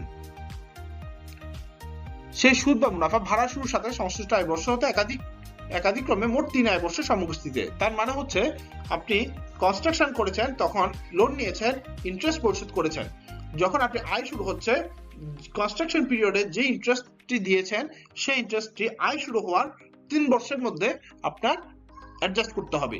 এর অতিরিক্ত যদি কিছু থাকে তাহলে সেটি আর আপনি অ্যাডজাস্ট করতে পারবেন না। তবে ভাড়াপূর্ব সময়ের কোনো সুদ বা মুনাফা তার কোনো অংশ যদি থাকে উক্ত বর্ণিত সময়ের পরে বিয়োজনযোগ্য হবে না, মানে 3 বছরের মধ্যে করতে হবে অ্যাডজাস্ট। 3 বছরের পরে গিয়ে 4র্থ বর্ষে আপনি আর কিছু বিয়োগ করতে পারবেন না, যেটি কনস্ট্রাকশন পিরিয়ডের ইন্টারেস্ট, লোনের ইন্টারেস্ট। ভাড়া সংগ্রহ, পানি ও পয় নিষ্কাশন, বিদ্যুৎ, গ্যাস, সার্ভিস চার্জ, মেরামত, রক্ষণাবেক্ষণ চার্জ এবং অন্য কোনো মৌলিক সেবা সংক্রান্ত ব্যয়ের জন্য নিম্নবর্ণিত সারণীতে উল্লেখিত অংশ। যদি কমার্শিয়াল প্রপার্টি হয়ে থাকে, কমার্শিয়াল পারপাসে যদি আপনি ভাড়া দিয়ে থাকে, তাহলে 30% হারে আপনি রিপেয়ার এন্ড মেইনটেনেন্স খরচ হিসাবে চার্জ করতে পারেন। যদি অবাণিজ্যিক উদ্দেশ্যে বা রেসিডেন্সিয়াল পারপাসে আপনি যদি ভাড়া দিয়ে থাকেন, তাহলে 25% পর্যন্ত, ভাড়া আয়ের 25% পর্যন্ত আপনি রিপেয়ার এন্ড মেইনটেনেন্স হিসেবে দেখাতে পারবেন বা বিয়োগ করতে পারবেন। গৃহ সম্পত্তির আংশিক ভাড়া প্রদানের ক্ষেত্রে আংশিক ভাড়ার বিপরীতে আনুপাতিক হারে খরচ অনুমোদনযোগ্য হবে। মনে করেন একটি বিল্ডিং আছে 5 তলা, আপনি 2 তলা ভাড়া দিয়েছেন আর 3 তলায় আপনি থাকেন বা আপনার পরিবারের অন্য লোকজন থাকে, তাহলে আপনি ওই পুরো বিল্ডিং এর যে খরচটা সেটি কিন্তু ওই 2 তলার ভাড়ার এগেইনস্টে চার্জ করতে পারবেন না। ওই 2 তলার ভাড়ার এগেইনস্টে আপনি শুধুমাত্র ওই 2 তলার প্রপোর্শনাল যে খরচটা সেটি চার্জ করতে পারবেন। যে ক্ষেত্রে কোনো গৃহ সম্পত্তি আয় বর্ষের অংশ বিশেষের জন্য ভাড়া প্রদান করা হয়ে থাকে, সেক্ষেত্রে ভাড়া প্রদানকৃত সময়ের আনুপাতিক হারে খরচ অনুমোদনযোগ্য হবে। ধরেন আপনি 6 মাস ভাড়া দিয়েছেন আর 6 মাস ভাড়া দেন নাই, তাহলে পুরো বছরের খরচটা আবার 6 মাসের ভাড়া আয়ের এগেইনস্টে বিয়োগ করতে পারবেন না। 6 মাসের ভাড়ার এগেইনস্টে ওই পুরো বছরেরটাকে 6 মাসের প্রপোর্শনাল যে খরচটা সেটি আপনি শুধুমাত্র বিয়োগ করতে পারবেন। একটু উদাহরণের মাধ্যমে আমরা দেখি। ধরা যাক ঢাকার বনানী এলাকায় মিস আমেনা পারভীনের একটি 3 তলা আবাসিক বাড়ি রয়েছে। ওই বাড়ির নিচতলায় তিনি সপরিবারে বসবাস করেন। দ্বিতীয় ও তৃতীয় তলা আবাসিক ব্যবহারের জন্য সংশ্লিষ্ট আয় বর্ষে জুলাই মাস থেকে মাসিক 60,000 টাকায় ভাড়া দিয়েছেন। তিনি সমন্বয়যোগ্য অগ্রিম হিসাবে 2 জন ভাড়াটিয়া হতে 8 লক্ষ টাকা করে গ্রহণ করেছেন। তন্মধ্যে 2,40,000 টাকা করে 20,000 × 12 মাস সারা বছর সমন্বয় করে, মানে প্রতি মাসেই উনি এই 8 লাখ টাকা থেকে 20,000 টাকা করে সমন্বয় করে। তিনি ভাড়ার সাথে পৌরকর বাবদ 24,000 টাকা, ভূমির খাজনা বাবদ 900 টাকা এবং গৃহ নির্মাণ ঋণের ব্যাংক সুদ বাবদ 30,000 টাকা পরিশোধ করেছেন। মিস পারভীনের গৃহ সম্পত্তি হতে হিসাব হবে নিম্নরূপ। ভাড়া মূল্য দেখুন, উনি যেহেতু এই যে 60,000 টাকা করে ভাড়া, 60,000 × 12 × 2 মাস, 2 মাস কেন? কারণ দ্বিতীয় এবং তৃতীয় তলা 2 মাস নয়, এটি আসলে মূলত এটা হচ্ছে 2টি ফ্লোর। তাহলে 14,40,000 টাকা বা অনুমোদনযোগ্য খরচ মেরামত ব্যয় হচ্ছে ভাড়ার 25%। এই 14,40,000 টাকার 25%, যেহেতু উনি একটি রেসিডেন্সিয়াল পারপাসে দিয়েছে, যদি কমার্শিয়াল পারপাস হতো তখন এটি 30% পর্যন্ত হতো। পৌরকর 24,000 টাকা, যেহেতু এই 24,000 টাকা হচ্ছে 24,000 টাকা হচ্ছে উনার 3 তলার পৌরকর এবং উনি 2 তলা ভাড়া দিয়েছেন, তাহলে উনার 3/2 যেটি সেটি 16,000 টাকা এবং ভূমি রাজস্ব এটি উনার পুরো বিল্ডিং এর জন্য দিয়েছে, কিন্তু ভাড়া হচ্ছে এখানে ভাড়াই হচ্ছে 2টা ফ্লোরের, সেহেতু 900 কে আমরা 3 দিয়ে ভাগ, 2 দিয়ে গুণ। আবার গৃহ নির্মাণ ঋণের সুদ 30,000 টাকা দিয়েছেন, 3 তলার মধ্যে 2 তলা ভাড়া দিয়েছেন, তাহলে প্রপোর্শনালি 20,000 টাকা। এভাবে উনার মোট খরচ হিসাবে উনি 3,96,600 টাকা উনি চার্জ করতে পারবেন, এবং গৃহ সম্পত্তি হতে নিট আয় হিসাবে উনার বিয়োগ করলে যেটি আসে 10,43,400 টাকা। এর উপর উনার ট্যাক্স, ভাড়া এর উপর ট্যাক্স দিতে হবে। সংশ্লিষ্ট আয় বর্ষে মিস আমিনা পারভেন মোট সমন্বয়যোগ্য অগ্রিম গ্রহণ করেছেন 8 লক্ষ ইন্টু 2 16 লক্ষ টাকা। তার মধ্যে মাসিক সমন্বয়যোগ্য 20,000 টাকা ভাড়া মূল্য হিসেবে প্রাপ্ত 60,000 টাকার মধ্যে অন্তর্ভুক্ত করে প্রতি মাসে সমন্বয় করেছেন, অর্থাৎ সারা বছর সমন্বয় করেছেন 20,000 ইন্টু 12 ইন্টু 2 4,80,000 টাকা। ফল অসমন্বয়কৃত অঙ্ক দাঁড়ায় 16 লক্ষ মাইনাস 4,80,000 টাকা 11,20,000 টাকা। উক্ত অসমন্বয়কৃত অগ্রিম বাবদ 11,20,000 টাকা তিনি রিটার্নের পরিসম্পদ দায় ও ব্যয় বিবরণীতে অপ্রাতিষ্ঠানিক দায় হিসাবে প্রদর্শন করবেন। মোট আয় পরিগণনার ক্ষেত্রে উক্ত অঙ্কের কোনো প্রভাব নেই। আয়ের ক্ষেত্রে এটি আসবে না, কিন্তু উনি যে টাকাটি লোন হিসাবে নিয়েছে এই লোনটিকে ওনার অবশ্যই ওয়েলথ স্টেটমেন্ট আইটি 10B এখানে দেখাতে হবে। মিস পারভিনের এখন যে 10,43,400 টাকা আমরা ভাড়া হতে আয় নির্ধারণ করলাম, তার উপর আয়কর হবে নিম্নরূপ ভাবে। যেহেতু উনি একজন মহিলা, ওনার 4 লক্ষ টাকা পর্যন্ত কর মুক্ত, এটার পর 0% হারে 0, এর পরবর্তী 1 লক্ষ টাকার উপর 5% হারে 5,000 টাকা, তার পরবর্তী 4 লক্ষ টাকার উপর 10% হারে 40,000 টাকা, এবং অবশিষ্ট 1,43,400 টাকার উপর 15% হারে 21,510 টাকা, মোট 10,43,000 টাকা। এগুলো যোগ করলে 10,43,400 টাকার উপর ওনার 66,510 টাকা প্রদেয় করের পরিমাণ ক্যালকুলেট করা যায়। এক বা একাধিক ভাড়াটিয়ার নিকট হতে বাড়ি ভাড়া বাবদ মাসিক সর্বমোট 25,000 টাকার বেশি প্রাপ্ত হলে বাড়ির মালিককে ব্যাংক হিসাব হতে ব্যাংক হিসাবে প্রাপ্ত ভাড়া জমা করতে হয়। বাড়ির মালিক ব্যক্তি, ফার্ম, কোম্পানি বা অন্য যে কোনো প্রতিষ্ঠান কর্তৃক এই বিধান পরিপালন করা না হলে গৃহ সম্পত্তি বাবদ অর্জিত আয়ের উপর প্রদেয় করের 50% অথবা 5,000 টাকা দুটির মধ্যে যেটি অধিক সেই পরিমাণ জরিমানা আরোপযোগ্য হবে। কোন করদাতার ব্যবসাগত আয় থাকলে তাকে ব্যবসা অথবা পেশা সংশ্লিষ্ট বাড়ি, অফিস বা দোকান ভাড়া বাবদ প্রদেয় অর্থ অবশ্যই ব্যাংকের মাধ্যমে পরিশোধ করতে হবে, অন্যথায় প্রদত্ত ভাড়া তার ব্যবসায়িক খরচ হিসেবে বিবেচিত হবে না। তাহলে এখানে দেখুন দুইটা বিষয়। এক হচ্ছে আপনার যদি 25,000 টাকার বেশি কোনো ভাড়া আয় থাকে তাহলে অবশ্যই আপনার একটি ব্যাংক অ্যাকাউন্ট থাকবে এবং সেই ব্যাংক অ্যাকাউন্টের মাধ্যমে এই টাকাটি জমা হবে। এবং আরেকটি বিষয় হচ্ছে, আপনি যদি একটা ব্যবসা প্রতিষ্ঠান হয়ে থাকেন এবং আপনি যদি কারো কাছ থেকে একটা বাড়ি বা অফিসের জন্য একটা ফ্ল্যাট ভাড়া নিয়ে থাকেন বা অফিস ভাড়া নিয়ে থাকেন, তাহলে অবশ্যই আপনার এই ভাড়ার পেমেন্টটি ব্যাংকের মাধ্যমে করতে হবে, অন্যথায় ট্যাক্স কমিশনার আপনার এই খরচটি ডিসঅ্যালাউ করে দিতে পারে আপনার যখন ব্যবসায়ের রিটার্ন সাবমিট করবেন। এবার আসুন কৃষি ও আয়। আয়কর আইন 2023 ধারা 40 থেকে 44 অনুযায়ী কৃষি ও আয় নিরূপিত হবে। তবে কোনো ব্যক্তি কর্তৃক উৎপাদিত ও প্রক্রিয়াকৃত চা এবং রাবারের বিপ্লব অর্থের 40% ব্যবসাগত আয় এবং 60% কৃষি আত্মগত আয় বলে গণ্য হবে। কোনো ব্যক্তি কৃষি সম্পর্কিত কার্যাবলী হতে অর্জিত আয় কৃষি আয় হিসাবে পরিগণিত হবে। কৃষি অর্থে যে কোনো প্রকার উদ্যান পালন, পশু পাখি পালন, ভূমির প্রাকৃতিক ব্যবহার, হাঁস মুরগি ও মাছের খামার, সরীসৃপ জাতীয় প্রাণীর খামার, নার্সারি, ভূমিতে বা জলে যে কোনো প্রকারের চাষাবাদ, ডিম দুধ উৎপাদন, কাঠ, তৃণ ও গুল্ম উৎপাদন, ফুল ও মধু উৎপাদন এবং বীজ উৎপাদন অন্তর্ভুক্ত হবে।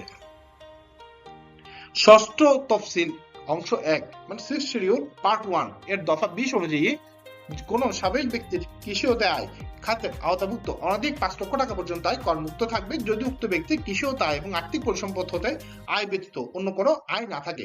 তার মানে কৃষি হতে আয় এবং হচ্ছে আপনার ফাইন্যান্সিয়াল অ্যাসেট থেকে যদি আয় হয়ে থাকে, আপনার কৃষি হতে আয় আছে এবং এটা এফডিআর আছে, অসুবিধা নেই, আপনি 5 লক্ষ টাকা পর্যন্ত আয় আপনার করমুক্ত কৃষি আয়ের। কিন্তু কৃষি হতে আয় এবং আপনার স্যালারি ইনকাম আছে, তখন কিন্তু আপনি এই সুবিধা পাবেন না। একটি উদাহরণের মাধ্যমে আমরা দেখি। জনাব এহসান একটি নার্সারি পরিচালনা করেন। তিনি 2024-25 আয় বর্ষে নার্সারি হতে 8 লক্ষ টাকার আয় প্রাপ্ত হন। এছাড়া হাঁস মুরগির খামার হতে তার 10 লক্ষ টাকা আয় রয়েছে। তার মানে ওনার দুই ধরনের কৃষি আয় আছে, করদাতার অন্য কোনো খাতের আয় নেই। এক্ষেত্রে 25-26 কর বর্ষে জনাব এহসানের করযোগ্য আয় হবে 10 লক্ষ যোগ 8 লক্ষ মাইনাস 5 লক্ষ টাকা বা 13 লক্ষ টাকা। একাধিক কৃষি আয় থাকতে পারে, কিন্তু কৃষি আয় এবং আর্থিক সম্পদ আয় ছাড়া অন্য কোনো আয় থাকতে পারবে না। অন্য কোনো আয় যদি থাকে, যদি স্যালারি আয় থাকতো তাহলে এই 5 লক্ষ টাকা সে সুবিধাটা পাইতো না, অথবা তার যদি হাউস প্রপার্টি আয় থাকতো, ভাড়া হতে আয় থাকতো, তাহলে এই 5 লক্ষ টাকা সুবিধা পাইতো না, পুরো 18 লাখ টাকার উপর তার ট্যাক্স বা করযোগ্য আয় হতো। অর্থাৎ একাধিক উৎস হতে কৃষি খাতের আয় থাকলেও ষষ্ঠ তফসিলের অংশ 1 এর দফা 20 অনুযায়ী করদাতা কৃষি খাতে সর্বমোট আয়ের উপর অনধিক 5 লক্ষ টাকা মোট আয় পরিগণনা হতে বাদ যাবে। এবার কৃষি হইতে আয় গণনার ক্ষেত্রে অনুমোদিত সাধারণ বিয়োজন সমূহ কি কি খরচ উনি বিয়োগ করতে পারবে। সম্পূর্ণরূপে এবং কেবল কৃষির উদ্দেশ্যে ব্যয়িত অর্থ বিয়োজন হিসেবে অনুমোদনযোগ্য হবে এবং নিম্নবর্ণিত বিয়োজন সমূহ সাধারণ বিয়োজন হিসেবে গণ্য হবে। 1 বা ক, কৃষির উদ্দেশ্যে ব্যবহৃত ভূমি বা আঙিনার উপর পরিশোধিত যে কোনো প্রকার কর, ভূমি উন্নয়ন কর বা খাজনা। কৃষির উদ্দেশ্যে ব্যবহৃত ভূমি বা আঙিনার জন্য পরিশোধযোগ্য ভাড়া, উন্নয়ন ও সংরক্ষণ ব্যয় এবং চাষাবাদ ব্যয়। কৃষির উদ্দেশ্যে গৃহীত ঋণের পরিশোধযোগ্য সুদ বা মুনাফা। কৃষিকাজে ব্যবহৃত যন্ত্রপাতি ও সরঞ্জামাদি রক্ষণাবেক্ষণ ও মেরামত এবং চাষাবাদের জন্য পালিত গবাদি পশুর লালন পালন, তৎসংশ্লিষ্ট প্রক্রিয়াকরণ বা পরিবহন সংক্রান্ত ব্যয়। ভূমির বা আঙিনার ক্ষতিপূরণে অথবা ভূমি বা আঙিনা হতে উৎপাদিত ফসল বা পণ্যের ক্ষতিপূরণে অথবা গবাদি পশু পালনের নিরাপত্তার লক্ষ্যে পরিশোধযোগ্য বীমা প্রিমিয়াম। প্রাকৃতিক দুর্যোগ অথবা অন্য কোনো প্রকার ক্ষতি সাধন হতে কৃষিকে রক্ষার নিমিত্তে ব্যয়িত অর্থ। তাহলে এই খরচগুলা উনি বিয়োগ করতে পারবে কৃষি ও তার এগেইনস্টে। এর বাইরে আয়কর আইনের ৩য় তফসিলে বর্ণিত অনুমোদিত সীমা অনুযায়ী নিম্নবর্ণিত খরচসমূহ করদাতা কর্তৃক সংশ্লিষ্ট কৃষিতে ব্যবহৃত সম্পদের অপচয়, যতটুকু অপচয় আয়কর আইন অনুযায়ী ততটুকু অপচয় সে উনি বিয়োগ হিসেবে দেখাতে পারবে। সংশ্লিষ্ট কৃষিকাজে ব্যবহৃত স্পর্শাত সম্পদের অ্যামোর্টাইজেশন উনি চার্জ করতে পারবে, যেগুলো হচ্ছে ধরা যায় না, ছোঁয়া যায় না, স্পর্শাত সম্পদ। যেমন একজনের গুডউইল, এটা হচ্ছে কি আপনার ইনট্যাঞ্জিবল অ্যাসেট বা স্পর্শাতীত সম্পদ, এটির অপচয় হয় না, অ্যামোর্টাইজেশন হয়। তাহলে 6 শিডিউল অনুযায়ী আমাদের যে অপচয় এবং অ্যামোর্টাইজেশন রেট দেওয়া আছে সেই অনুযায়ী উনি খরচ ওনার কৃষি আয়ের এগেইনস্টে চার্জ করতে পারবে। যেক্ষেত্রে করদাতা কৃষিকাজে ব্যবহৃত পশুর মৃত্যু হয়েছে বা স্থায়ীভাবে অক্ষম হয়ে গিয়েছে, সেক্ষেত্রে উক্ত পশুর প্রকৃত ক্রয় মূল্য এবং ক্ষেত্র মতো সে পশুর বিক্রয় বা উক্ত পশুর মাংস বিক্রয়তে প্রাপ্ত দুইয়ের পার্থক্যের সমপরিমাণ অঙ্ক। তার মানে আপনি যদি কোনো 10টি ষাট গরু পালেন এবং একটি গরু মারা গিয়েছে, সেখানে ওই একটি গরুর যে খরচ সেটি আপনি আপনার খরচ হিসেবে চার্জ করতে পারবেন। কিন্তু ওই একটি গরু মারা যাওয়ার পরে সেটি বিক্রি করে যদি আপনি কোনো অর্থ উপার্জন করেন, তাহলে সেই পোর্শনটুকু আপনার খরচ থেকে বাদ দিয়ে অবশিষ্ট অংশটি আপনি শুধু আয়ের এগেইনস্টে চার্জ করতে পারবেন। সরকার কর্তৃক স্পন্সরকৃত কৃষি সম্পর্কিত কোন ডেলিগেশনের সদস্য হিসেবে বিদেশে সম্পর্কিত কোন নির্বাহীকৃত ব্যয় যা মূলধনী প্রকৃতির নয়, এগুলো আপনি খরচ হিসেবে চার্জ করতে পারবেন। বোর্ড কর্তৃক অনুমোদিত হয়েছে এমন কোন স্কিমের সাথে সম্পর্কিত বিষয়ের উপর বাংলাদেশের নাগরিকদের প্রশিক্ষণ প্রদানে নির্বাহকৃত কোন ব্যয়, কোন কৃষি সম্পর্কিত বৈজ্ঞানিক গবেষণা পরিচালনা খাতে নির্বাহকৃত ব্যয় বা এরূপ কোন বৈজ্ঞানিক গবেষণা পরিচালনায় নির্বাহকৃত ব্যয় যার দ্বারা গবেষণাটি সম্পূর্ণ ও একান্তভাবে করদাতা কৃষি উন্নয়নের লক্ষ্যে বাংলাদেশে পরিচালিত হয়েছে, এই ধরনের ব্যয় আপনি চার্জ করতে পারবেন। যদি কেউ কৃষি কাজ করেছে কিন্তু কোনো বই খাতা সংরক্ষণ করে নাই, হিসাব নিকাশ রাখে নাই, সেক্ষেত্রে তার কি হবে? কৃষি খাতা আয়ের জন্য হিসাবের খাতাপত্র রাখা না হলে উৎপাদিত কৃষি পণ্যের বাজার মূল্যের 60% অনুমোদিত ব্যয় হিসেবে গণ্য হবে। তবে যেক্ষেত্রে ভূমি বা আঙিনার মালিক আদি বর্গা ভাগা অংশহারে কৃষি ও তাই প্রাপ্ত হবেন, সেক্ষেত্রে এই নিয়ম প্রযোজ্য হবে না। সেক্ষেত্রে আপনার পুরোটাই আয় হিসাবে গণ্য হবে। যদি আপনি ভাগে চাষ করেন অথবা বর্গা নিয়ে থাকেন, তাহলে আপনার অবশ্যই বই খাতা রাখতে হবে। দেখুন এখানে এই শিডিউল চার্টটিতে ওনার যতগুলো কৃষি আয়, যতগুলো খাতে কৃষি আয় আছে সব এখানে আসবে, সব যোগ করলে এই গ্রস মুনাফাটা ওনার বের হবে। সেখান থেকে সাধারণ ব্যয়, বিক্রয়জনিত ব্যয়, ভূমি উন্নয়ন কর, খাজনা, ঋণের সুদ, বীমা প্রিমিয়াম এবং এতক্ষণ যেগুলো আলোচনা করলাম সেই খরচগুলা বিয়োগ যাবে, বিয়োগ গেলে ওনার নিট আয় বের হবে। এবার এখন ব্যবসা হতে আয়। নিম্নবর্ণিত আয়সমূহ ব্যবসা হতে আয় হিসাবে পরিগণিত হবে, যথা আয় বর্ষের যে কোনো সময়ে করদাতা কর্তৃক পরিচালিত বা পরিচালিত বলে গণ্য ব্যবসায়ের কোনো লাভ ও মুনাফা, কোনো ব্যবসায় বা ব্যবসাজীবী সংগঠন বা এরূপ কোনো সংগঠন কর্তৃক তার সদস্যদের নির্দিষ্ট সেবা প্রদানের মাধ্যমে অর্জিত কোনো আয়, কোনো ব্যক্তির অতীত, বর্তমান বা সম্ভাব্য ভবিষ্যৎ ব্যবসায়িক সম্পর্কের ধারাবাহিকতায় বা সম্পর্কের কারণে উদ্ভূত কোনো সুবিধার ন্যায্য বাজার মূল্য তা অর্থে রূপান্তরযোগ্য হোক বা না হোক, মুদ্রা বিনিময় হতে নগদায়িত লাভ, রিয়ালাইজড গেইন, যদি তা মূলধনী পরিসম্পদ অর্জন সংশ্লিষ্ট না হয়, বন্ধ হয়ে যাওয়া কোনো ব্যবসা হতে কোনো আয় বর্ষে গৃহীত কোনো আয়, কোনো আয় বর্ষে হঠাৎ পূর্বে বন্ধ হয়ে গেছে এমন কোনো ব্যবসা হতে আয় আসছে, সেটাও ব্যবসায়িত আয় হিসেবে গণ্য হবে। ব্যবসা বলতে কি বোঝায়? কোন ট্রেড বাণিজ্য বা পণ্য উৎপাদন, কোন ট্রেড বাণিজ্য বা পণ্য উৎপাদন ধর্মী কোনো ঝুঁকি গ্রহণ বা কর্ম প্রচেষ্টা, লাভজনক বা অলাভজনক কোনো সত্তার পণ্য বা সেবার বিনিময় বা যে কোনো পেশা বা বৃত্তি হচ্ছে মূলত ব্যবসা। ব্যবসা হতে আয় গণনার ক্ষেত্রে কি কি খরচ বিয়োগ করা যায়? কোনো আয় বর্ষে কোনো ব্যক্তির ব্যবসা হতে আয় পরিগণনার ক্ষেত্রে প্রত্যেক স্বতন্ত্র এবং ভিন্ন ব্যবসায়ের জন্য নিম্নবর্ণিত ব্যয়সমূহ সাধারণ বিয়োজনের অন্তর্ভুক্ত হবে, যথা কাঁচামাল মজুদ ব্যবসার উদ্দেশ্যে ও ব্যবসা ব্যবহারের নিমিত্ত পণ্য ক্রয় বাবদ ব্যয় এবং কোনো অবলোপিত মজুদ ব্যয়। এ আইন ও দান করায় 1990 এর অধীনে পরিশোধিত নয়, তবে ব্যবসার উদ্দেশ্যে পরিশোধিত এরূপ শুল্ক করাদি, পৌর কর, স্থানীয় কর, ভূমি উন্নয়ন কর বা খাজনা ও সরকারি ফি, ব্যবসার উদ্দেশ্যে ব্যবহৃত ভূমি বা আঙিনার জন্য পরিশোধযোগ্য ভাড়া, উন্নয়ন ও সংরক্ষণ ব্যয়।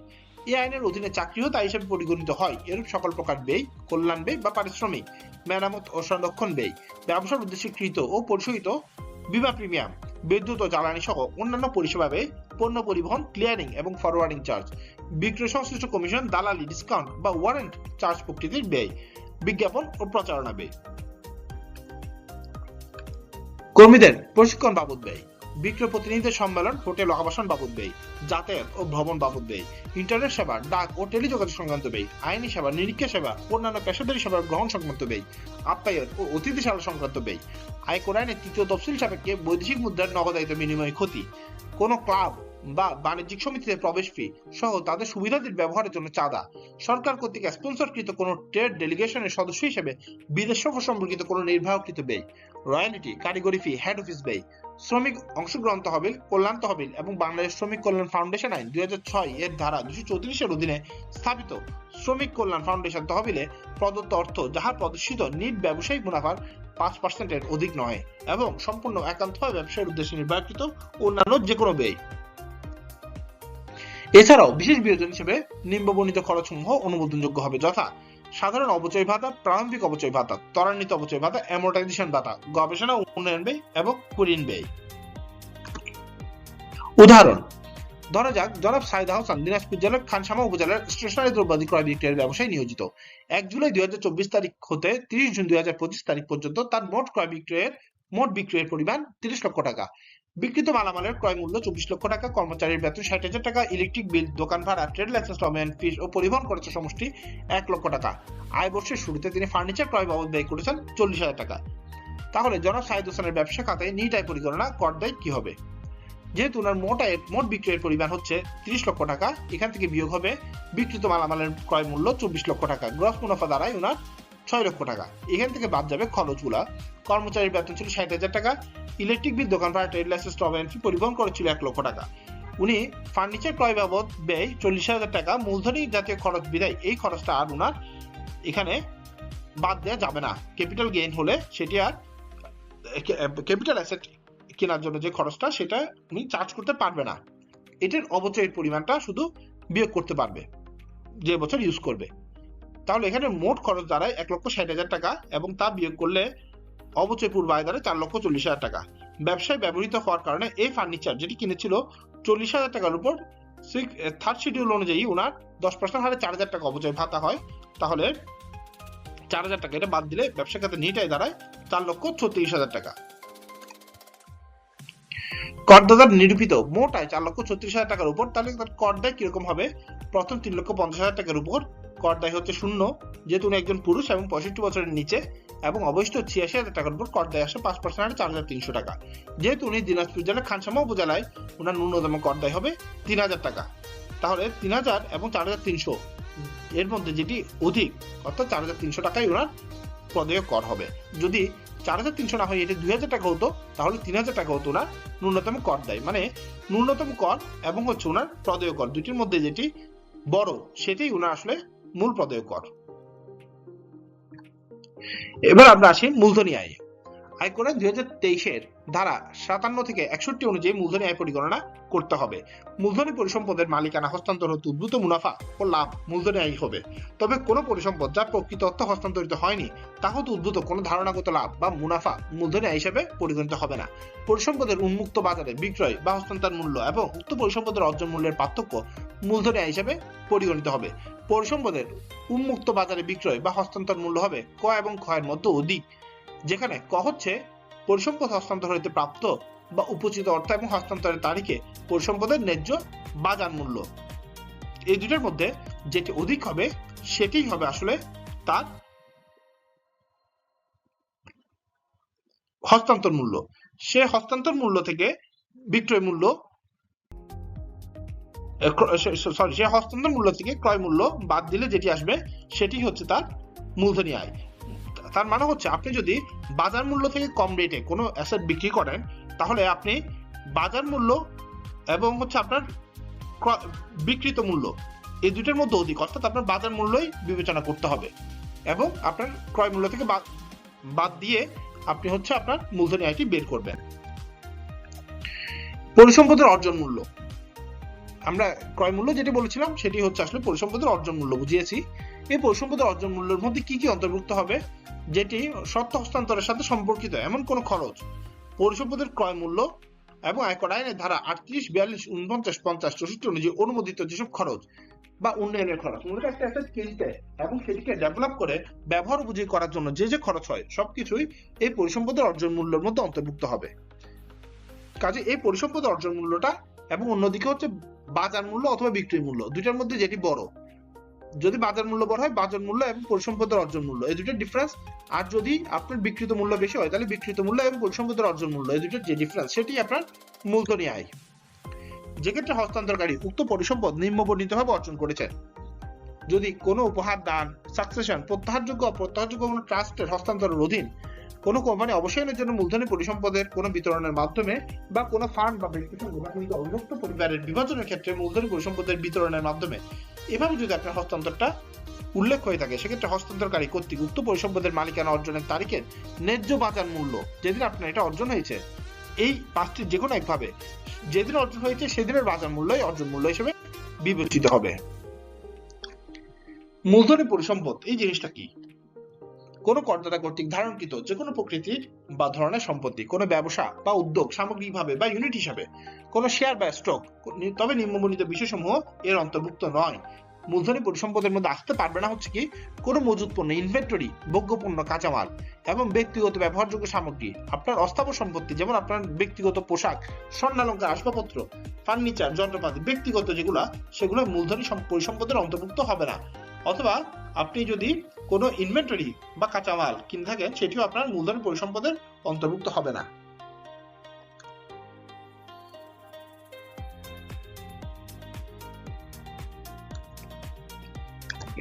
কোনো স্বাভাবিক ব্যক্তি কর্তৃক গৃহীত অনধিক 50 লক্ষ টাকার কোনো মূলধনী আয় মোট আয় পরিগণনা হতে বাদ যাবে যদি তা তালিকাভুক্ত কোনো কোম্পানি বা তহবিলের শেয়ার ইউনিট অথবা বাংলাদেশ সিকিউরিটি এক্সচেঞ্জ কমিশন কর্তৃক স্বীকৃত কোনো তহবিলের শেয়ার ইউনিট হস্তান্তর হতে অর্জিত হয় 50 লক্ষ টাকা পর্যন্ত, তাহলে মূলধনী আয় পরিগণনা হতে বাদ দেওয়া হবে। কোনো কোম্পানি বা তহবিলের স্পন্সর, ডিরেক্টর বা প্লেসমেন্ট শেয়ার বা ইউনিট হস্তান্তর হতে অর্জিত না হয়। কোনো ব্যক্তি কর্তৃক কোনো জমি বা জমি সহ স্থাপনা হস্তান্তরকালে দলিল মূল্যের অতিরিক্ত কোনো অর্থ গৃহীত হলে উক্ত গৃহীত অতিরিক্ত অর্থ মূলধনী আয় হিসেবে গণ্য হবে এবং এই মূলধনী আয়ের উপর সপ্তম তফসিলের অনুচ্ছেদ 1 কর হার অনুসারে কর প্রদান করতে হবে। তাহলে এখানে জমির ক্ষেত্রে মূলধনী আয় হিসেবে গণ্য হবে, এবং যদি আপনি শেয়ার বিক্রি করে থাকেন এবং আপনি যদি কোনো স্পন্সর, ডিরেক্টর বা শেয়ার হোল্ডার ডাইরেক্টর না হয়ে থাকেন তাহলে আপনার 50 লক্ষ টাকা পর্যন্ত মূলধনী আয় হিসেবে গণ্য হবে না। আর জমি বিক্রি করলে সেক্ষেত্রে মূলধনী আয় গণ্য হবে এবং আপনি 7 শিডিউল অনুযায়ী যে ডেট দেওয়া আছে সেই অনুযায়ী ট্যাক্স প্রদান করবে। এই ক্ষেত্রে এটাকে কেন্দ্র করে এখানে বলা হয়েছে যে ক্ষেত্রে মূলধনী পরিসম্পদ অর্জন বা প্রাপ্তির অনধিক 5 বছরের মধ্যে পরিসম্পদ হস্তান্তর করা হয়। আপনি একটি জায়গা কিনেছেন, 5 বছরের মধ্যে আবার বিক্রি করে দিয়েছেন, এর ফলে এখান থেকে আপনার মূলধনী আয় অন্তর্ভুক্ত হয়েছে, তাহলে এই মূলধনী আয়টা মোট আয়ের অন্তর্ভুক্ত হবে এবং মোট আয়ের উপর আপনার নিয়মিত হারে মানে স্ল্যাবে আপনার ট্যাক্স হবে। আর যদি 5 বছরের বেশি সময় আপনি নিজে এই সম্পত্তি ধরে রেখেছিলেন, 6ষ্ঠ বছরে গিয়ে বা 7ম বছরে গিয়ে আপনি সম্পত্তি বিক্রি করেছেন এবং সেখান থেকে মূলধনী আয় হয়েছে, তাহলে এটার উপর স্টেট 15% হারে আপনি আর ওই যে 3.5 লাখ টাকা পর্যন্ত শূন্য, তারপরে 1 লাখে 5%, এইভাবে করে এই সুবিধাটা আর আপনি পাবেন না, স্টেট 15% হয়ে যাবে আপনার ট্যাক্স। তবে শর্ত থাকে যে দলিল মূল্যের অতিরিক্ত গৃহীত অর্থ ব্যাংক বিবরণী সহ দালিলিক প্রমাণাদি দ্বারা সমর্থিত হতে হবে। উদাহরণ: মিস ঝর্ণা রহমান ঢাকার গুলশান থানার বাসিন্দা। তিনি 2024-25 আয় বর্ষে ব্যবসা হতে 20 লক্ষ টাকা মুনাফা প্রাপ্ত হন। উক্ত আয়ের বিপরীতে 24-25 অর্থ বছরে তিনি 2,40,000 টাকা অগ্রিম কর পরিশোধ করেন। মিস ঝর্ণা রহমানের ক্যাপিটাল মার্কেট হতে রিয়ালাইজড গেইন রয়েছে 55 লক্ষ টাকা এবং আনরিয়ালাইজড গেইন রয়েছে 30 লক্ষ টাকা। বিবেচ্য আয় বর্ষে তিনি 50 লক্ষ টাকা সেকেন্ডারি শেয়ার ক্রয়ে বিনিয়োগ করেন। 23 জুন 2025 তারিখে তিনি গুলশান এলাকায় 5 কাঠার একটি বাণিজ্যিক প্লট সাফ কবলা দলিল মূল্যে বিক্রয় করেন, যার দলিল উল্লিখিত হস্তান্তর মূল্য ছিল 5 কোটি টাকা। দলিল মূল্যের বাইরে করদাতা প্লট বিক্রয় বাবদ ব্যাংক মাধ্যমে আরো 2 কোটি টাকা প্রাপ্ত হন, অর্থাৎ প্লট বিক্রয় বাবদ মোট করদাতা 7 কোটি টাকা প্রাপ্ত হন, যার সমর্থনে করদাতা প্লটের বায়না দলিল ও ব্যাংক বিবরণী দাখিল করেছেন।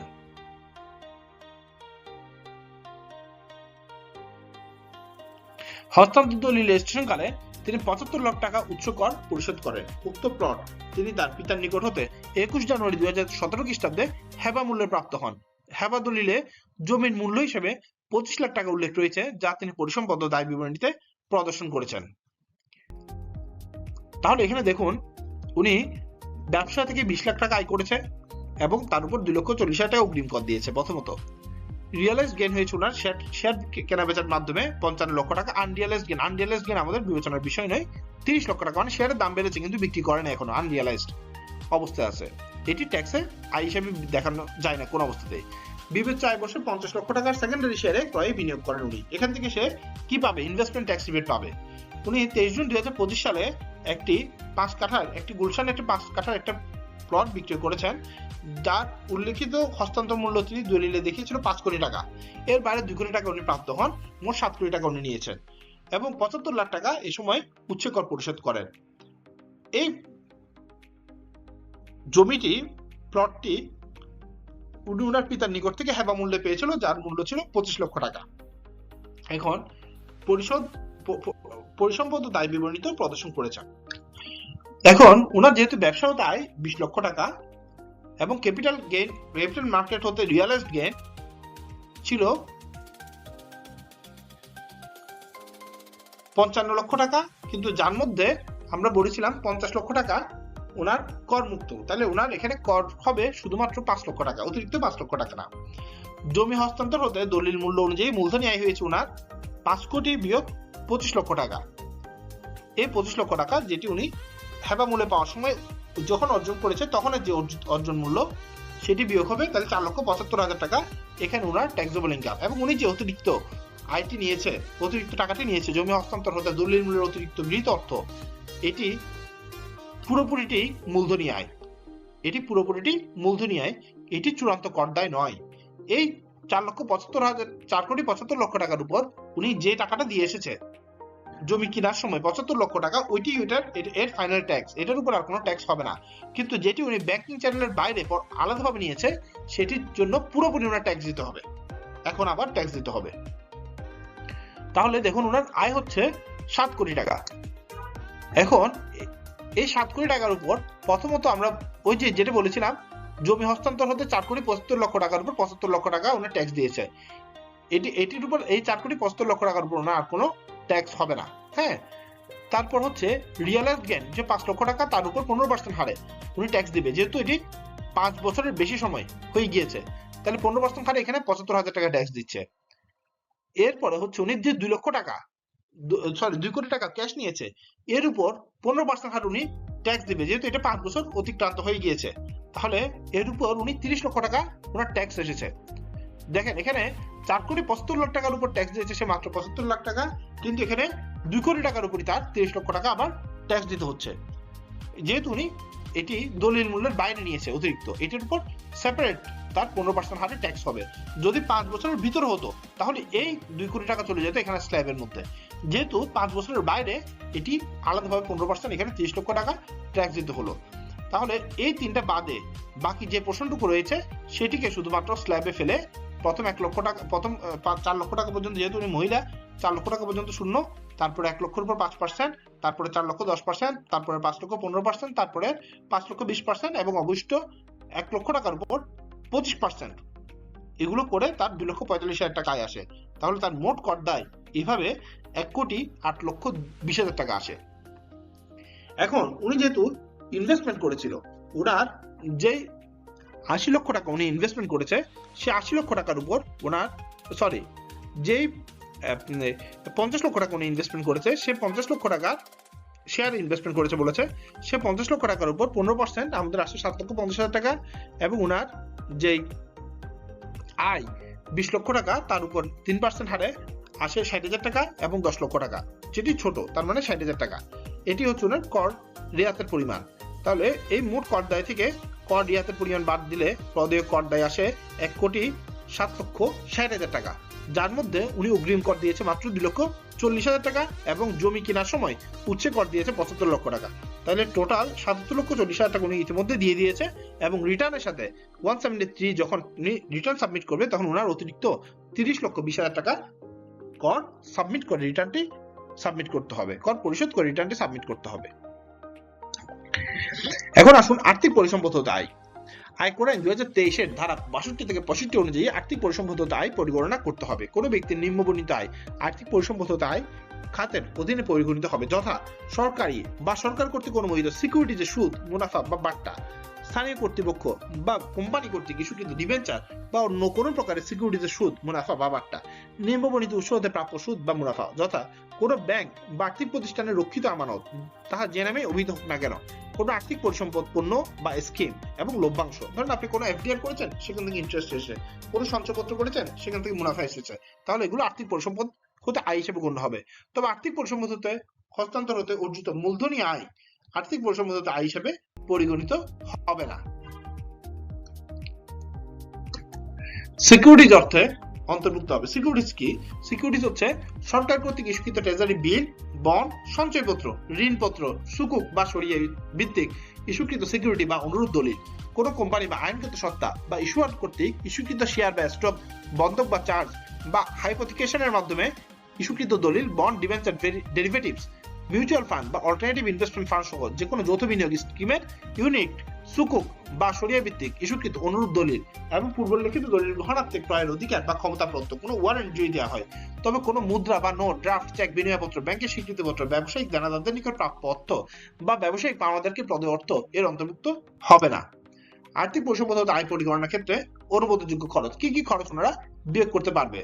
ব্যাংক বা ফাইন্যান্স কোম্পানি কর্তৃক করদাতাকে সুদ বা মুনাফা প্রদানের বিপরীতে আয়কর বিহিত কর্তনকৃত অর্থ যেটি অলরেডি ট্যাক্স হিসেবে কেড়ে নিয়েছে সেটা আপনি খরচ হিসেবে চার্জ করতে পারবেন। কেবল আর্থিক পরিসম্পদতে অর্জনের উদ্দেশ্যে ঋণকৃত অর্থের উপর পরিশোধিত সুদ, আপনি এই এফডিআরটি কেনার জন্য আর জায়গায় লোন নিয়েছিলেন সেখানে আপনি ইন্টারেস্ট দিয়েছেন, সেই ইন্টারেস্ট আপনি এই খরচ হিসেবে চার্জ করতে পারবেন। কেবল সংশ্লিষ্ট আয় অর্জনের উদ্দেশ্যে দফা ক বা খতে উল্লিখিত ব্যয় ব্যতীত নির্বাহকৃত অন্য কোনো ব্যয়, তাহলে আপনি এগুলো চার্জ করতে পারবেন আপনার ফাইন্যান্সিয়াল অ্যাসেটের এগেইনস্টে যে আয় হয়েছে তার বিপরীতে। অন্যান্য উৎস হতে আয়। আয়কর আইন 2023 ধারা 66 থেকে 69 অনুযায়ী অন্যান্য উৎস হতে আয় পরিগণনা করতে হবে। কোনো করদাতা নিম্নবর্ণিত আয়সমূহ অন্যান্য উৎস হতে আয় খাতের অধীন শ্রেণীভুক্ত পরিগণিত হবে, যথা রয়্যালটি, লাইসেন্স ফি, কারিগরি জ্ঞানের জন্য ফি এবং ইনটেনজিবল অ্যাসেট ব্যবহারের অধিকার প্রদানের মাধ্যমে অর্জিত আয়, সরকার প্রদত্ত নগদ ভর্তুকি, খনিজ মজুদ, হাইড্রোকার্বন এবং সুনাম বা গুডউইল ব্যতীত অন্য কোনো পরিসম্পদ যা প্রাকৃতিক বা কোনো ব্যক্তির স্বীয় সৃষ্ট হস্তান্তর হতে অর্জিত আয়, যে কোনো দান, অনুদান বা উপহার তার যে নামে অভিহিত হোক না কেন, গোষ্ঠী বীমা পলিসি হইতে কর্মচারী কর্তৃক প্রাপ্ত অর্থ বা সুবিধা তার যে নামে অভিহিত হোক না কেন, ধারা 30 বর্ণিত অন্য কোনো খাতের অধীনে শ্রেণীভুক্ত হয় নাই এরূপ কোনো উৎস হতে আয়। অন্যান্য উৎস হইতে আয়ভুক্ত কোনো উৎস হতে উচ্চ কর কর্তন বা আদায় করা হয়ে থাকলে করদাতা মোট প্রাপ্তি আয় হিসেবে প্রদর্শন করবে, নিট প্রাপ্তি নয়। এই উদাহরণটিতে মিস সুফিয়া আক্তার বক্তৃতা দিয়ে 1 লক্ষ টাকার আয়ের জায়গায় 10,000 টাকা অগ্রিম আয়কর কেটে 90,000 টাকা একটি চেক পেয়েছে। এক্ষেত্রে ওনার যে কর দেয় 55,000 টাকা, তার থেকে 10,000 টাকা উনি আগেই দিয়েছে, এখন 45,000 টাকা অবশিষ্ট কর উনি পরিশোধ করবেন।